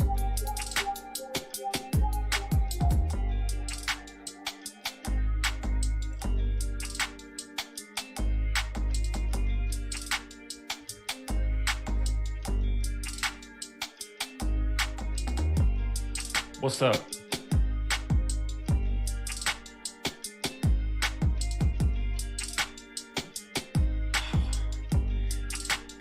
All right, this is my favorite one yet. I love that. Wah, wah, wah, wah, wah, wah. It sounds like that the Chalamet and Pete Davidson track from SNL. Oh, it sounds like what is it? I think it's 50 Cent. Wanna get to know you. Sounds like Yeet. Yeet. Da-da-da-da. All right. That's skirt.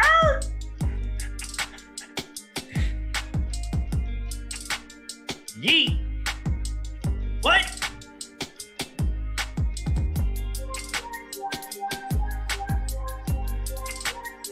And we are live. Welcome to NBA Live Before Lock. It is Monday, April 12th. I am Josh Engelman. I am joined by Eric Lindquist. We are brought to you by Odds Shopper. We'll talk a little bit about Odds Shopper because that is in our blood. That is an awesemo.com thing. I will plug that till the end of time because it's honestly the premier way to get your betting lines. Got to do it. Eric, what's up, man?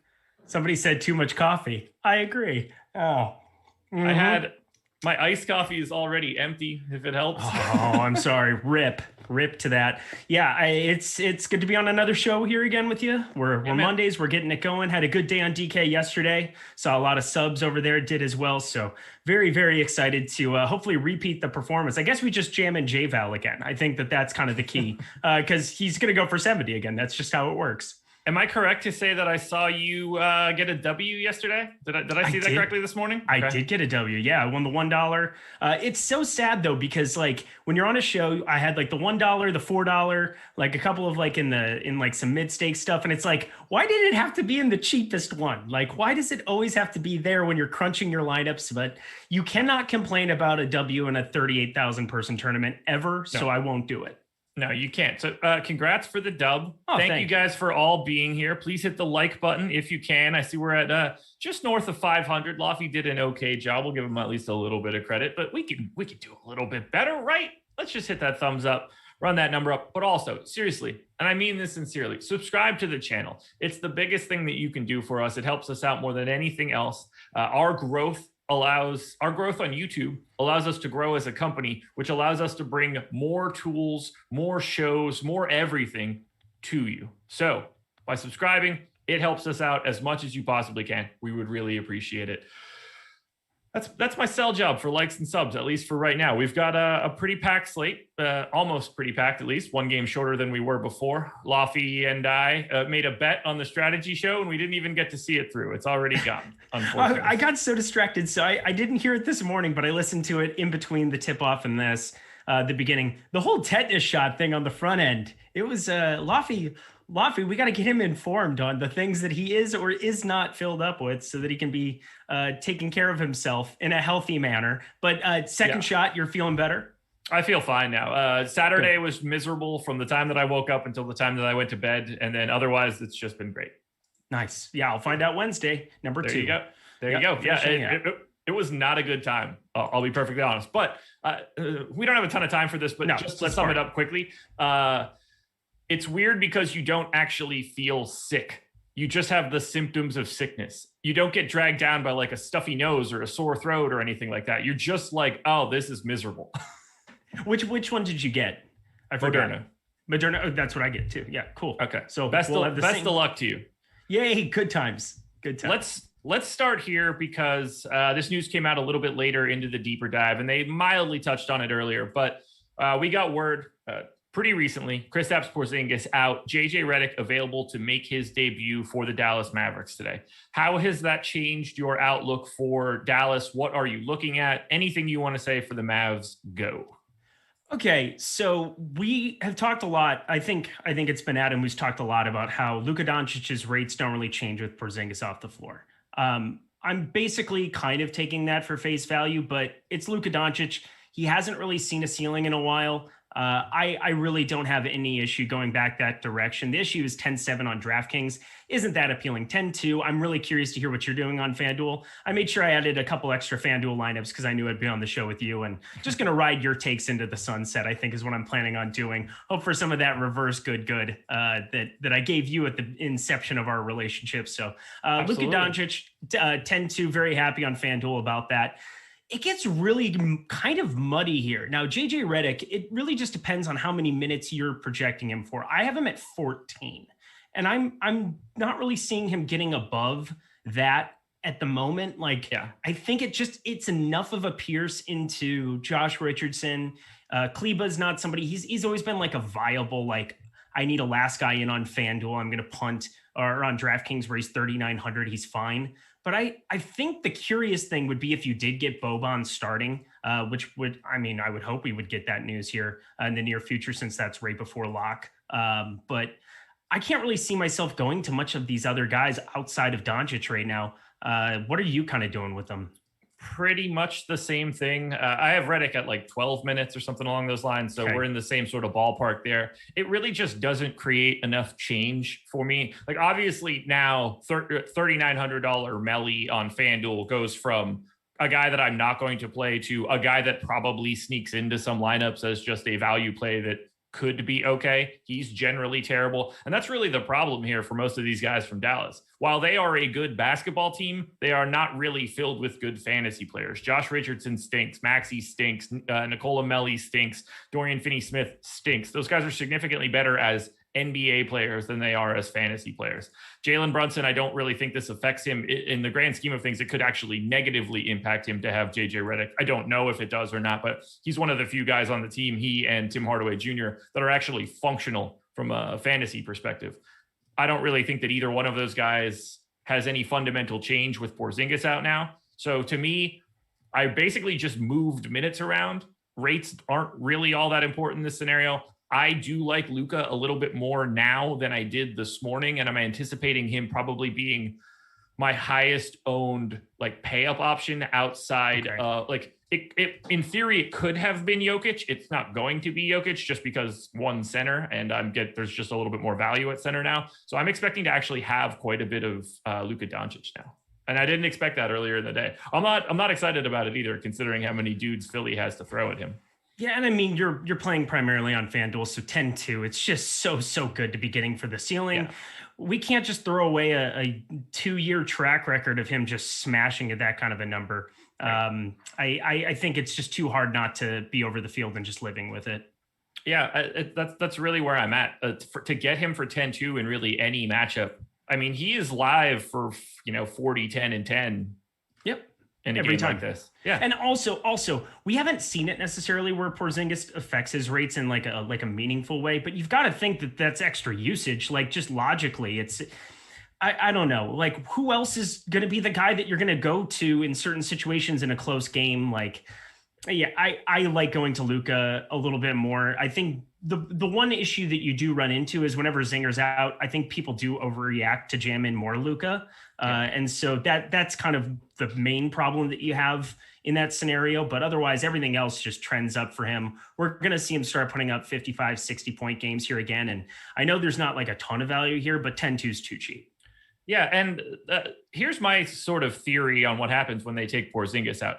Obviously, it does open up some usage, but I also think that in a way it gets negated exactly the same way that we just talked about for Dallas's status as DFS players. Like, they're not going to suddenly sell out to Josh Richardson or Maxey or Melly or DFS. Like, it's not creating a new threat anywhere else on the court. So they can just continue to over focus on Luka. And if Josh Richardson or Maxey or Melly or DFS are getting additional shot attempts, I assume that's what the other team wants. So they're going to play to that. And I think that's why we don't really see Luka's usage go up all that high. He just sort of loses out on having another offensive creator out there, which I think is going to be what they're trying to sign in the offseason with their cap room. I would really hope so. True shooting percentage for Luka Doncic, he goes down to 55.4% with Kristaps off the floor. Let's pull it up with him on. I mean, I think he's probably pretty similar to that as well. Yeah, 59.2. So you're right. So he drops about 4 or 5%. So defenses, that definitely is a sharp take by you. Hopefully I'm wrong today and those shots just go in, because that's really what I'm looking for. But we'll move it on now out of Dallas. And let's just talk a little bit in general, since I think that, at least I hope, that news is going to be relatively tame for this show. We have 2 games starting at 7:30. We only have one starting at 8. We don't have a ton of news pieces outside of these Lakers guys to pop in here. And there's not really any way to plan for those 3 guys. Like, if they're all in, I don't find the Lakers all that interesting. If they're all out, then we get to some minutes that work, but I don't think it's going to open up a ton. So we're just going to talk, generally speaking, about guards on this slate. Who are some of the guards that you like the most? Who are some of the guards that you like to the least relative to ownership? Okay, so I think this is a guy that we've both been very, very high on, but De'Aaron Fox continues to be somebody that I'm going to just keep chasing. You get, like, in terms of his ceiling, you're getting 4 under 10K over on DraftKings today, somebody that has a 10, 5, 11K ceiling. And so in this spot against New Orleans, up in pace, I'm happy to be looking in that direction. Sacramento rarely gets a team that matches up as poorly defensively across from them. Well, insert the Pelicans. That makes it really fun. So I think De'Aaron Fox is somebody that I'm tending to get over the field on quite a bit too. I'm also curious, Russell Westbrook right now is going just a little bit under-owned, I think, over on DK for what we know that ceiling is. Bradley Beal, it's hard to track where those minutes are, but he shouldn't be underneath 10%. And if I'm going to be playing as much Donovan Mitchell as what I'm planning on, why am I not running it back with Russ in a close game, having an opportunity to really maximize on both of those ceilings? I think under 10% is just a mistake by the field. And so I know that you were talking Luka over on FanDuel, but I think on DraftKings, I find it impossible for me not to just jam in 3x the field on Russell Westbrook and kind of make that a stand and pairing him with Donovan Mitchell. Because if Mitchell fails, more than likely Russell Westbrook's failing too. I think that more so than most situations, that they're going to be somewhat positively correlated in this spot. So I wasn't all that high on Russ heading into the strategy show this morning. And then in my afternoon update, I ended up bumping him up a little bit, bringing Beal down just slightly. Not that I don't still want to get to at least some Beal for 8,200 on FanDuel, but I'm actually more likely to get to a little bit of Russ on FanDuel. We had him in our last update of ownership at 8%. And to me, I'm willing to take a shot there. I had him in my optimal in about 12%. So while I am getting to an infinite amount of Luka Doncic currently, I will pare that back down because it's just not necessary. That is going to result in me getting a little bit more Russ. I think it's actually pretty easy to pay up for him on FanDuel today, and to cross my fingers that if that game can stay. Look, if that game stays close, there's only 2 people that are doing it. Right. And it's not like you're not going to get a Alex Len ceiling in a situation where Washington keeps this like it's basically Russ and Beal or bust. And that's kind of the way that it is. And when you have as many of these Utah pieces, think about their path to failure in this spot. It's limited minutes. It's a blowout. It's a lot of these other things. And we talk a lot about how blowout isn't necessarily our main concern. I was really over people talking about it constantly with the Cleveland New Orleans game yesterday, where I was like, what are we looking at in terms of like Cleveland? It's a value driven game where everybody's cheap. You got to be able to look at the pace and look at the matchup that they're in and still kind of account for that at the same time that you're saying, oh, well, Cleveland sucks. I know Cleveland sucks, but more than likely Vegas still is saying that this is an under 10-point line. And we can't just like de facto say that they're going to win by 20 in a point where Zion is going to be irrelevant. He was certainly not irrelevant. No, not in the slightest. Some of the guards that I see that are picking up a ton of ownership that I'm a little curious about. DeMar DeRozan, 20% in our last run on FanDuel.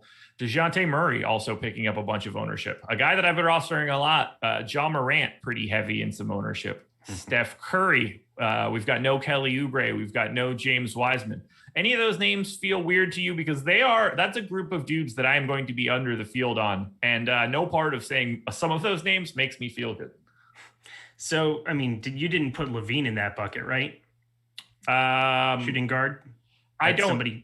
He's not particularly owned on FanDuel. I don't know if he is on DraftKings. I don't have a ton of Levine now that the price has gone up. He is now 8,700 on FanDuel, was in the mid sevens for a pretty extended amount of time. Now I think he's just mostly properly priced. If I get to Zach Levine, cool. I think he ranks as my, somewhere in my like 7 to 9 at shooting guard. So not a priority for me. A lot of my shooting guard exposure is going to Joe Ingles, Donovan Mitchell, and Tyrese Halliburton. Okay, there you go. That makes sense. So Tyrese Halliburton, I'm very curious on what it is that, like, obviously we just got done talking about how much I liked Fox. So Tyrese Halliburton isn't going to get nearly the bump, but playing low 30s minutes, hasn't had a lot of the ceiling games of late. But if you start playing they haven't done that lately kind of game, you're not going to be very successful at DFS long term. But I'm curious what it is that you really like about Halliburton, because he's kind of a guy that I've been kind of biased towards in the past, and I've been lower on the field pretty much every single time out for the last like month. So what is it that you really like about him in this spot? That's a great question. And I don't really have like a really firm answer. So okay. I can say this much. I think it's just a combination of matchup price and sort of the way that the position is shaking out.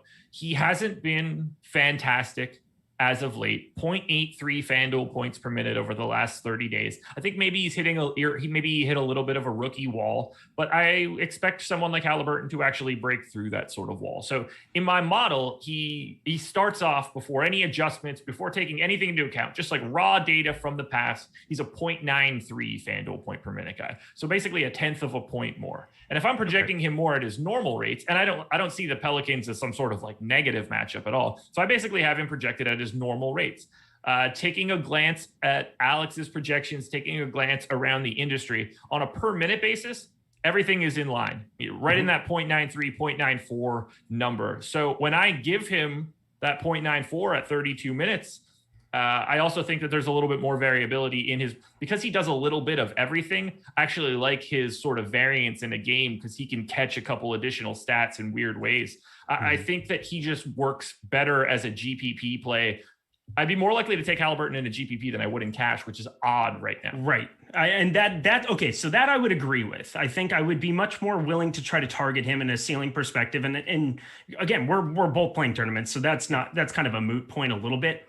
I think for me, a little bit of the pushback that I have with Halliburton right now is that in that second unit, he was basically uninhibited for quite a while. Delon Wright didn't really play last time out up against Utah. Against Detroit, he got to 22 minutes. He's around 14% usage. And then you're looking at Terrence Davis, who has had lower usage in the last 3 out, right around 14% usage. But there have been those spikes of like 28%, 23% there against the Lakers and Bucks, respectively. He's kind of an issue a little bit for him, like really realizing a ceiling. We haven't really seen anything up until that last game against Utah where he's really gone out and put up some shots and had some higher usage, 13 field goal attempts like that. But really some of these other counting stats have started to fade. I'm not a good rebounder, so the double bonus for me on DK is kind of out of the question. Yep. I don't know. I think that I would rather go to like guys like Holmes in that game, guys like De'Aaron Fox targeting the ceiling there, and even Harrison Barnes, who has been playing big minutes all season, has kind of been like a last guy in for me in a number of these spots, has been really bad the last two. But even on FanDuel for you, like looking at the looking at the power forward position where he's at 6,200, I would rather make him a feature item on my lineups than going to somebody who's like a chalkier Tyrese Halliburton. Yeah, that was actually a thing that was a little weird to me, that I was still getting to Halliburton as what I considered to be basically properly owned. But the problem for me is that I had a pretty big gap. So Ingles and Mitchell are in their own tier. Right. And I actually have Halliburton as my third guy, but he's not anywhere near Ingles and Mitchell, but he's also nowhere near the rest of the guys below them. I think it's a really rough day at shooting guard to really separate from the pack. It's a rough day for an 8-game slate in general. We've had some piece of value that's been like projected, not to use the moniker 6X, but we've had like a 6X or better guy that's been like a featured part of lineups. Like pretty much every single slate, it feels like all year long. Ingles is going to be your top point per dollar guy on this entire slate on FanDuel, and he's like 5,500, which is just crazy to kind of say out loud. It's so true. I'm like dramatically fighting to find something that like makes my lineups feel a little bit better. And then when I see the value guys that are popping into it, it's like, oh, cool, I'm with Najee Marshall and the rest of the field. Or who else is a value play that I'm getting to that like I have like, I have a little bit of James Johnson. That feels gross. The public has a bunch of it.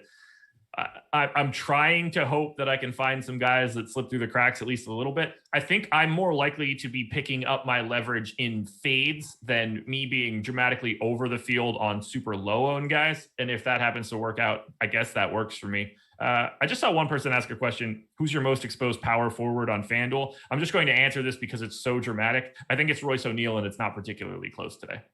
Whoa. I mean, that's not like a hot take by any means, but it's still pretty surprising. I mean, I'm only making like 40 lineups over there. I have Christian Wood. I'm kind of eating the chalk up top there. So I think he's my highest here at the moment. And Harrison Barnes is number 2. And I kind of touch base on why. Yeah. Royce O'Neal, Christian Wood, and James Johnson are all like pretty similar in ownership, mid-20s, more or less, give or take. Royce O'Neal just happens to be the guy that's popping out the most. Okay. We kind of deviated a little bit from the guard talk, but I think that's okay. We can keep this one moving. It's live before lock. It's just it's always moving. It's always changing. It's like the ocean, man. That's deep. Literally. The ocean is deep. Yeah, all right. I like it. I like it. Man. Oh, normally shoot. Orioles game delayed. Don't make baseball lineups, Eric, during an NBA Live Before Lock show. This is what we have just learned here. All right. By the way, you were talking the like just before you threw it back to me, and I laughed a little bit. I don't know if you saw it. I looked at the clock and saw that it was 6:50 and almost had a full-blown panic attack thinking that lock was in 10 minutes. And like, I was just nowhere near ready. Totally forgot lock 7:30 tonight, people. We've got 37 minutes now, but I felt this wave of anxiety go from like all the way to my head, all the way to my toes. It was not very Pavlovian of you. Wasn't great. It's we have been conditioned to just get our crunches in right now, and we've got plenty of time. And I've got 15 minutes to get Orioles out of lineups if I need to, so I'm fine. There you go. So normally this would be the part of the show where I would tell you guys what the schedule is for the rest of the night. So let's do that. Coming up after this, we have nothing. This is the last show of the night. So please hit the like button now because you can't get it in for other shows later. So if you were planning on hitting the like button for a show at 8 o'clock or 9 o'clock, you're in luck. You can do it already. You don't have to wait. So just do it now because we don't have any other additional content coming up. Sorry, can't help you out there. Otherwise, for free content, that I actually can tell you guys. So NBA player rankings are free today. I assume if you're watching this show, that is important information. But if you're just listening to this show and you are playing other sports like my co-host today, MLB top pitchers, free today. NHL player rankings and NHL stack rankings also free. So you can dip your toe into the NBA water, the MLB water, and the NHL water if you would like, just from free content at awesemo.com today. Cannot beat it. Okay. Oh, I'm up to 2,200 lineups. That's good. I assume news will be coming out shortly to make that absolutely useless. Let's talk forwards a little bit. I know you've mentioned a little bit about Harrison Barnes. At least on FanDuel, we've got guys like Bojan Bogdanovic, Najee Marshall, Mikal Bridges, Brandon Ingram, Kent Bazemore, Royce O'Neal, Christian Wood, James Johnson, all of these guys north of 20% ownership. Who are the guys you like the most at the forward spot? Either side is fine. Who are the guys you like the least relative to public ownership? Yeah, so you'll talk to a little bit of FanDuel, so I'll stick with DK for everybody. I think it's really hard to get away from Najee Marshall. I mean, we saw him play 31 minutes yesterday, 3,700. Now the price went down $300 to go face Sacramento. Okay, sure, I'll take that. That seems like an all right spot to be. I got a couple people on him like late yesterday. I really did like his DK price a lot more than FanDuel. I think I got him in like one or two. There were popping up. Small forward is kind of a wasteland most slates today particularly, and now Najee is gaining the most ownership over on FanDuel. So I'm curious on my next run what he's going to end up being. I'm just kind of shoring everything up over on DK. Joe Ingles, that should be no surprise. Getting to a little bit of Luka Doncic further down there, but not nearly going to be as much as I start tweaking some stuff. Michael Porter Jr. It's hard to really say anything about, like, if you take Jamal Murray off the floor there, just the offensive output looks fantastic for him there. Might be somebody that I have to get off of a little bit because right now I'm a little bit heavier than I probably should be, around the 35% zone on him. But we've seen some amazing consistency, getting consistent minutes and run. They've basically just kind of like removed Paul Millsap to being like an 11 to 15 minute guy per game. Michael Porter Jr. has just been fantastic. So a lot of those fears have been alleviated for me. Paying $7K for him for basically a double machine of late, 4 of his last 5. I'm pretty excited to be over the field on him. And then Will Barton is somebody that I think Rinpack has been talking about constantly, just being over the field so long as Jamal Murray's out there. Positionless basketball, Will Barton kind of playing a little bit of point. Not a bad thing to be invested in. Will Barton. What's the Will Barton price on DraftKings right now? He is right now coming in at 5,300. Okay. I mean, part of it is that, again, if you get Jamal Murray in, he's basically probably the worst play out of that entire grouping. And I'm just flat out admitting it, but yeah, small forward, if you want to get some savings, like for me, I'm trying to get, and we'll get to center for sure, but yeah, Jokic and Embiid are going to be big pieces of what I want to be doing going forward here.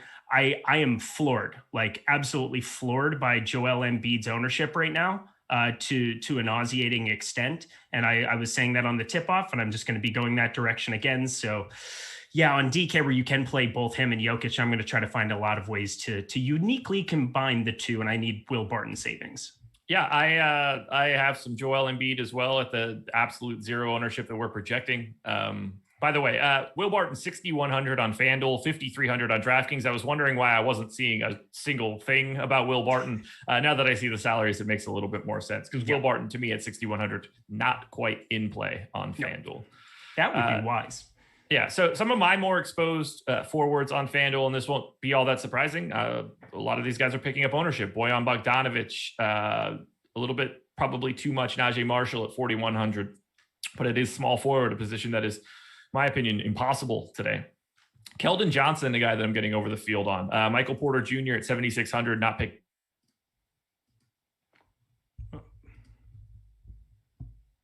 Did we just lose your volume? Did I lose you? Am I the only one not hearing you at the moment? Can you hear me now? Yeah, I can hear you now. I think you might have muted it. Yeah. I haven't touched or looked at anything. Jordan went away somehow. Yeah. Okay. Yeah, we just got you back. Okay. Internet is good. Just checking. Maybe it was on my end. It could have been. To be fair, I did get a nice everybody's saying muted. I win. Ah, I win. Interesting. You're back. It's good to know. It did briefly pop up with a nice little message that said, your internet connection is unstable. So I'm going to go out on a limb and just assume that was me. Mm-hmm. Good to know. All right. Now we can continue. Now we can go on with the show. So continue with the small forward. I believe it cut off right as you had said. Najee Marshall, maybe a little bit too much of him. Bogdanovic, not surprising. And then it cut off. Yeah. So where'd the guy go? Somebody mentioned it. Last thing they saw was lost you at Michael Porter Jr. Okay, so I like Michael Porter Jr. Okay. He's about 10% owned on FanDuel. That's a guy that I would like to get 2x on. He is pretty expensive at 7,600, but I like the shot there, and I'm significantly lighter on Nikola Jokic than I thought I would be. I am playing some Jamal Murray as well. So in days where I don't have as much Jokic as the field, this is actually working out perfectly to me. If I don't have as much Jokic, I would like to have more Michael Porter Jr. and more Jamal Murray. So that is working in lockstep as of right now. Royce O'Neal, though, is my most exposed forward. I'm going to try to dial that back slightly because I don't need that much Royce O'Neal in my life. That is rarely a feeling that feels good. But Yeah, at the same time, 0.69 fantasy points per minute. What could go wrong? yeah, this is just when you get a matchup against Washington, everybody looks fantastic. So that is where I stand right now. But having him in the 70s, where he came up on my first crunch, is not going to hold. Ooh.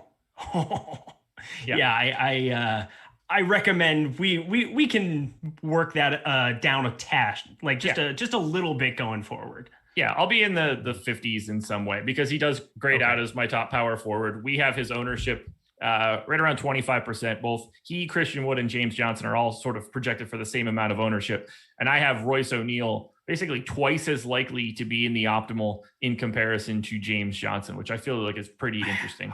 Yeah. Wow. So Royce O'Neal, because Royce O'Neal picks up a lot of value from steals, that actually makes his standard deviation slightly higher on a per possession basis. Whereas James Johnson isn't really afforded those same sorts of opportunities, at least from what I'm seeing in my model. So in that case, like I have James Johnson's 4,900, Royce O'Neal is 4,200. So for the most part, they're basically the same price tag and they have the exact same ownership. I have Royce O'Neal twice as likely to hit his target score at 4,200 than James Johnson at 4,900. So I am coming in under the field now on James Johnson, over the field on Royce O'Neal. James Johnson this morning, however many hours ago it was that I had this conversation, significantly higher in my ranks. So that's how it can change throughout a day.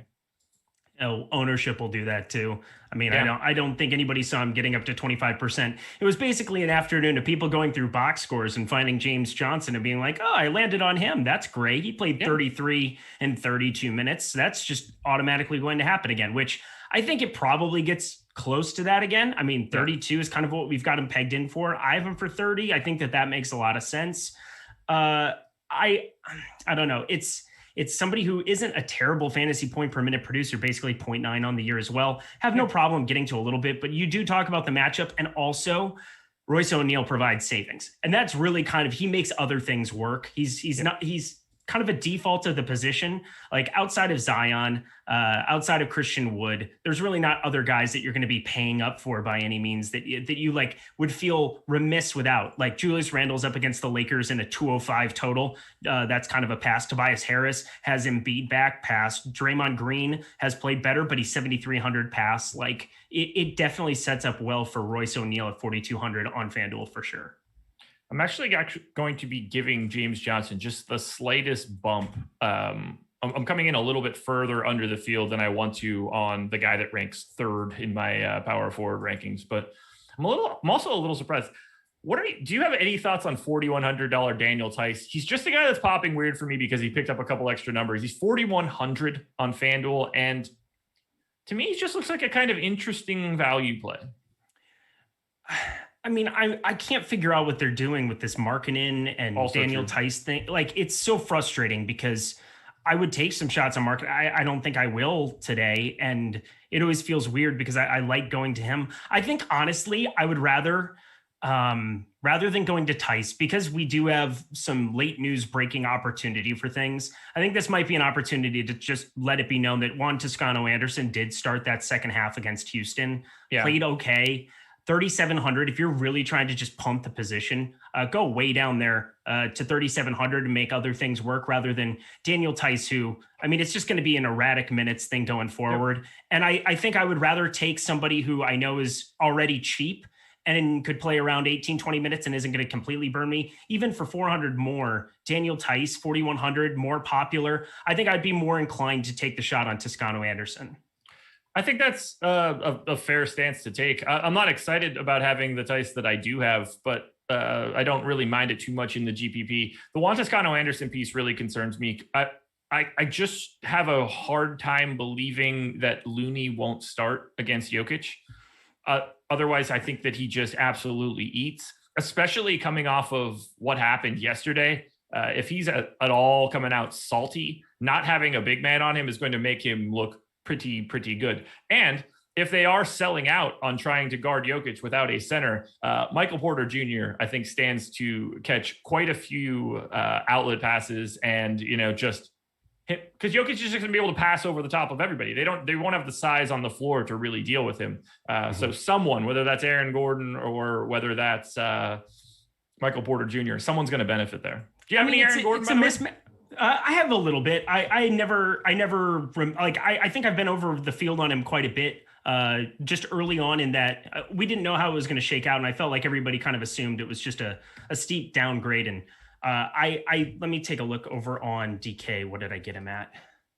Yeah, I have 4%. So I'm just like what? I'm at the field basically. Like fantasy point per minute guy. I think 5,800 is a spot. Maybe I should try to manually just boost a little bit more, but I knew I've been getting to a little bit pretty much every slate, but this might be the first one in a while where I haven't been over the field. And I think it's just because I've been going more to Michael Porter Jr., especially over on DK. Okay.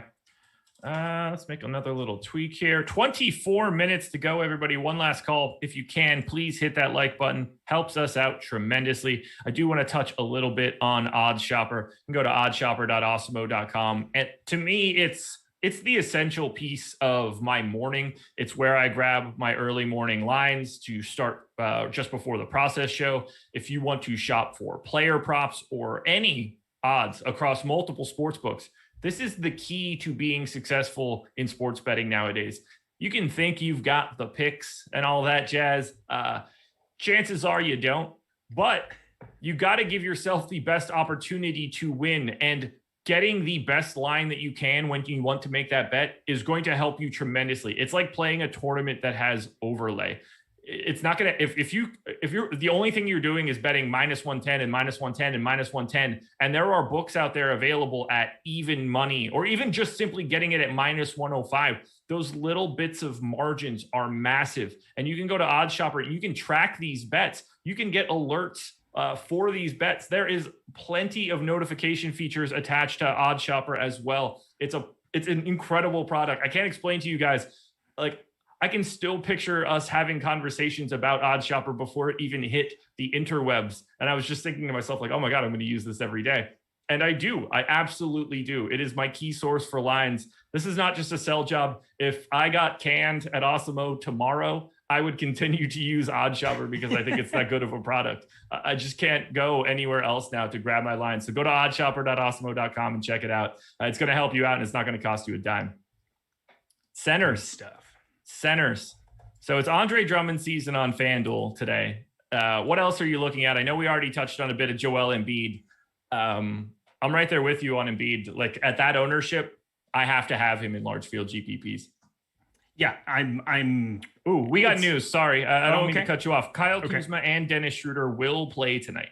Marc Gasol is available to play. Wes Matthews is available to play. My assumption is that Marc Gasol doesn't play, but I'm not going to lie. Seeing that he's available to play today is really concerning to me. Oh, man. Okay. Well, maybe withdraw all that crap I just put onto FanDuel in the next 5 minutes. That's the other option that I have there. And then I don't even have to worry about Andre Drummond so much. But starting lineup for the Lakers: Schroeder, Caldwell Pope, Kuzma, Morris, Drummond. Okay. Normal starting lineup for the Knicks, by the way. Okay. Yeah, I still think you have to, because of he's still too cheap. Like, Drummond's just too cheap on FanDuel for his rates, for what we would expect for him going forward. I'll let it be known, like, this is also just kind of an ugly game that I kind of like spoke about. 205 total, not something to get excited about. There's really no other piece of this entire game that I'm going to whatsoever besides Drummond on FanDuel. I think, it probably could temper it off, and you're not going to see anybody come off of that ownership right now, coming off of Drummond to react to that news. So you would be the only one to react to it. So think about it then from that perspective too. Like, what would Gasol play? Like 12, 14 minutes if he were to actually be in this rotation? Harrell's not somebody that they're like super excited about, I don't think anyway. No. No, I'm not sweating it too much. Like I'm not making any changes. I just preferred if they didn't have a third center.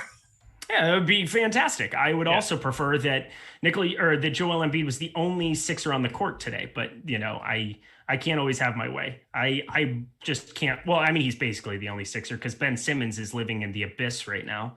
I don't know where he is. By the way, what did you end up doing with him? Because that was the last piece that I caught on the morning show. Down to 7,200 on FanDuel. I'm really curious where you're coming in on him. You can take a wild guess here, and you'll get it. I mean, he's my second most exposed point guard today. Okay, is it an uncomfortable number, or is it something that you're like, I'm happy with this?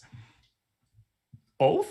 I mean, it's honestly the most Ben Simmons answer of all time. Yeah, no, that's correct. Look, correct.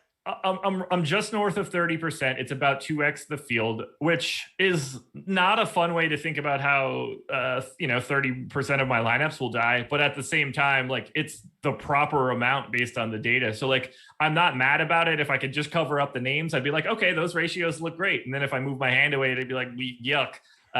But at the same time, if it catches, I will be insufferable on the strategy show tomorrow. So, and if it doesn't, I'll pretend like it didn't happen. I'll be like, no, I late swapped. That's so great. It's FanDuel, no CSV. Yeah. Don't track me. Don't track me, bro. Somebody also asked me, is it JVal night? It's always JVal night. It's always I spent an irrational amount of time talking about Jonas Valanciunas being an exceptional play yesterday. That felt good to get one right. I'm 1 for 1 in the one play that I suggested. Go right back there again. 15% is too low for him today. I like it on DK. A much better price on DraftKings for sure. Other guys that I'm getting to on FanDuel, and it's mostly just either coming in under the field or running neutral. I just really like for 6,500, like Andre Drummond has the opportunity on FanDuel to legitimately break the slate. He's a different kind of performer. So I'm happy to be heavy there. Rashawn Holmes is my second most exposed center, and Joel Embiid is my third most exposed center. I'm third. That makes me happy. I would give anything for our ownership to be right on, not that I think that it's going to be wrong on Joel Embiid, but what I mean is the last I saw it, we had him at 0.8, and I'm expecting it to be like 2 or 3, which is in the grand scheme of thing those are the same numbers. I'm not trying to make it sound like they aren't, but I would really rather him just be like legitimately unowned than have 2 or 3% of the pop. Like I want people to forget that he exists because I think it's silly how low it is right now. We also got the Mavs starting lineup, so we don't have to worry about Boban. That's exciting. Doncic, Brunson, Richardson, Finney-Smith, Kleba. Interesting on Brunson. That was not really what I was expecting.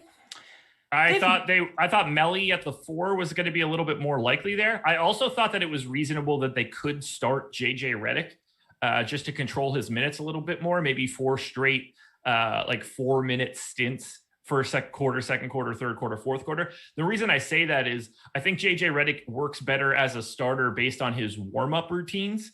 He's the type of guy that takes a really long time to get ready. And the idea of getting ready and then sitting a shooter is a little interesting to me. So I thought this would be the perfect opportunity if he is going to play to keep him warm. You get him out there with Luka, which is the whole reason you want him in the first place, to have another shooter around Luka Doncic. That apparently appears to be wrong. It's not like Jalen Brunson's not good. How does that affect your thoughts on Jalen Brunson? So I'm throwing in a bunch of goodies here at the moment. Just reran it to basically, what is he on the year? He's at 0.9 with Porzingis off.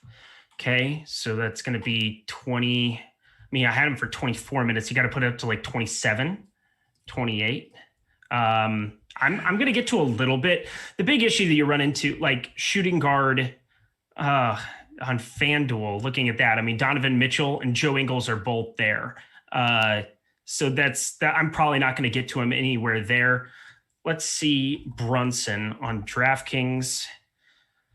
Yeah, I don't know. I think I'm probably 4,400. Okay. Yeah, I'm going to get to a little Brunson here on this next run. Let's be serious here. There you go. Jesus. I'm starting to get my exposures dialed in here, and I'm feeling pretty good about it. I'm making a couple bumps to some power forwards that I felt like I was a little bit light on. Guys that I'm mostly trying to take flyers on. So someone like Tobias. Who are you kind of going with on power forward then? Because I mean, Juan Toscano Anderson isn't somebody I want to play, but he's 3,200 on DK, and I'll have enough pivots that I can work around what I need to. If he's, obviously he's not. I don't know if he's going to be starting. I'd still probably get to a little bit even in that event, but I would like to see him start to be able to lock him in there. So basically, one spot is just going to be immediately filled by either Royce O'Neal or Christian Wood. And then after that, I'm kind of spread out. But like Zion, Maxey, Tice, Tate.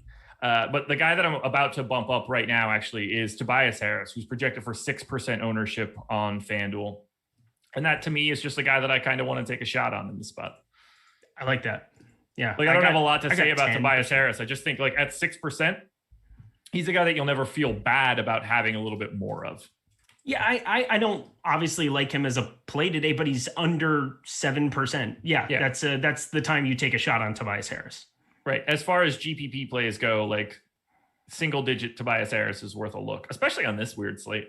Yeah, agreed. Yeah, and he's also in a price range where he's not like constricting any of your other spend ups. Exactly. All right. Anything else you want to touch on from your exposures that you see that you find key? Otherwise, I'm going to turn this one open to some questions. I will say that Rui Hachimura, if we can get him back to playing around, I mean, he played 38 minutes. He played on a back-to-back, played only 25 minutes against Phoenix. They got lit out of the water. I think if that game stays competitive against Utah, Rui's somebody who's very, very viable at 5,600 over on FanDuel. He's getting under 10% owned, 5,600. I like taking a couple shots on him. He's kind of been my boy. As soon as Scott Brooks started talking crap about him, I made sure that I got a little bit overexposed every single slate, and it's worked out pretty well up until he got hurt. And now you're seeing some of that ownership come down. I'm happy to take a couple more shots than the field. And you never know, maybe you get Beal out of the middle of nowhere or something, even though I guess he's going to be in, but could just continue to be limited at that 30-minute number.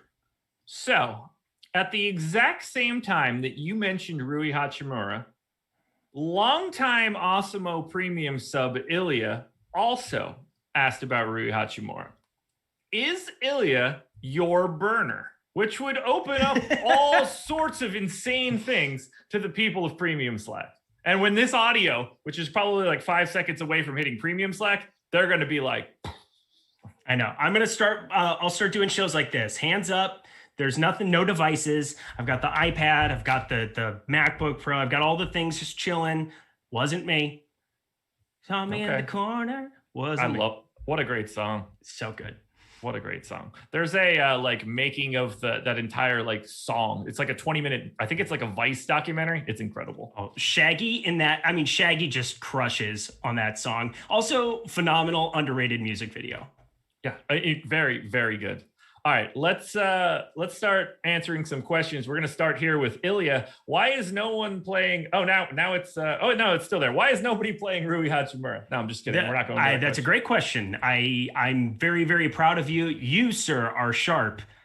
Signed by me, co-signed by my burner, co-signed by all the things. For the record, Ilya does not play on FanDuel or DraftKings. I believe he plays on Dream 11. What is that? A non-American DFS site.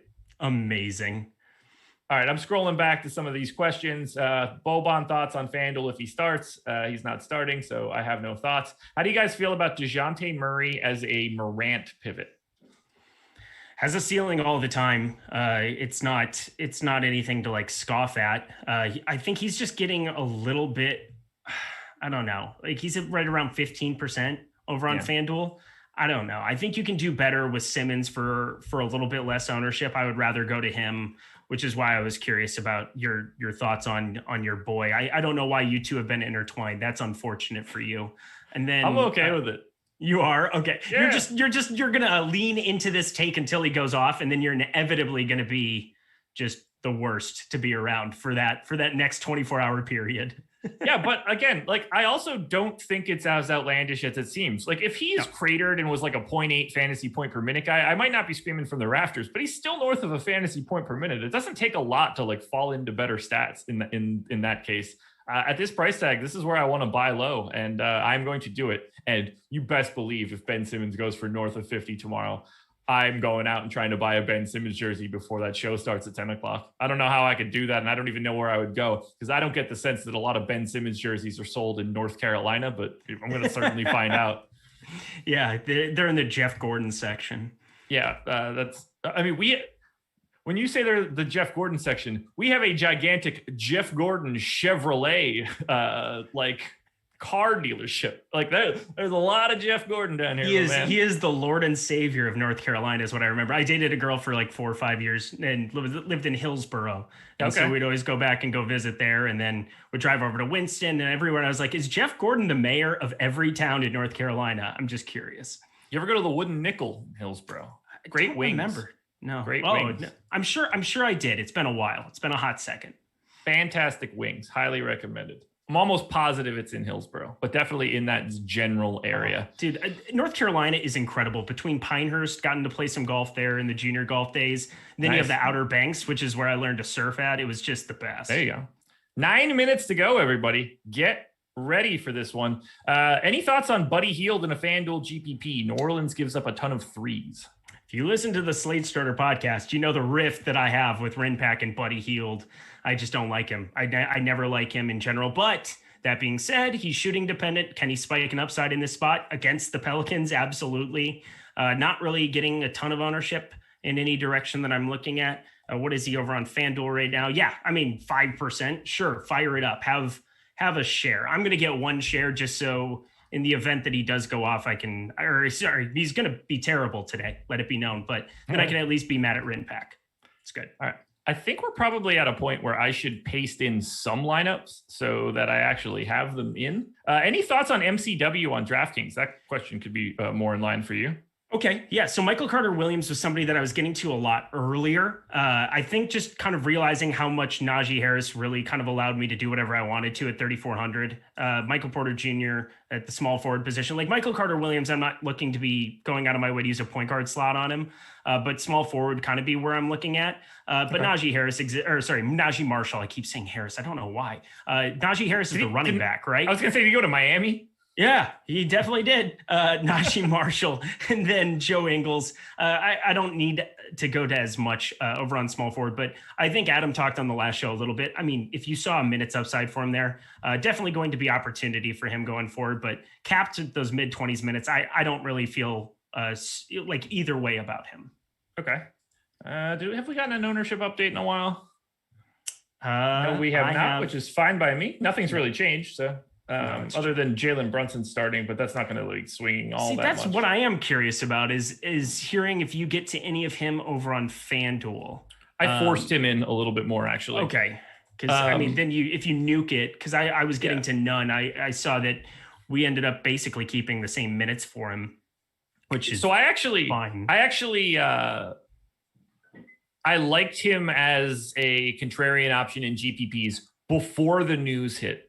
Interesting. How sharp are you? So it's not aggressive. I had him 7% in the optimal. We had him projected for 1.2% ownership. So then I gave him a 2-point fantasy bump, bumped up his odds of the optimal by another percent. That actually got him to 14. So I'm actually trying to get quite a bit over that 1% number. I assume he probably comes in like that 2-3 range anyway, but I'm comfortable with it. I've brought down my Tyrese Halliburton a little. Not all that comfortable with the rest of shooting guard. It's just a lot of like 5K guys that I'm not really sure what to do with. And again, I have way more Najee Marshall than I really want to have, but I don't have too much of that Pelicans team. So I can only be so mad about it. Which Zion are you getting to? Equal to the field, 18% right now. I think that's the right way to do it today on FanDuel. Yeah, I just greatly prefer Luka to Zion in terms of pay up options. I've tried to get to a little bit more Russ just because he's at half the ownership of Zion. So I like the leverage of that play. And you can only play so many dudes that are north of 10K when I'm still getting shares of Nikola Jokic and trying to make Joel Embiid, the unowned Joel Embiid, a bit of a priority as well. Mm-hmm. I don't even know if I want to like make this an official take on the books, but the one guy, if we're going to go chase a JVal, somebody who's going way lower owned than what they should be at the center position that I think has a massive upside that's just going a little bit underrepresented on both sides is Jakob Poeltl. I think I'm getting a little bit over the field on Jakob Poeltl going against Orlando. I haven't heard his name anywhere all day. And I mean, if you just go box score hunting. Do you even follow me on Twitter, man? Oh no, I didn't see. Did you talk about him? I did not see it anywhere. Play more, DK, play more on my sim updates before we went live. Jakob Poeltl is the first name on the list. God, I honestly, doing shows with you is like just talking to myself. It's great. Oh. We're on the same page. Yeah, 6K, you got to get over the field on Jakob Poeltl.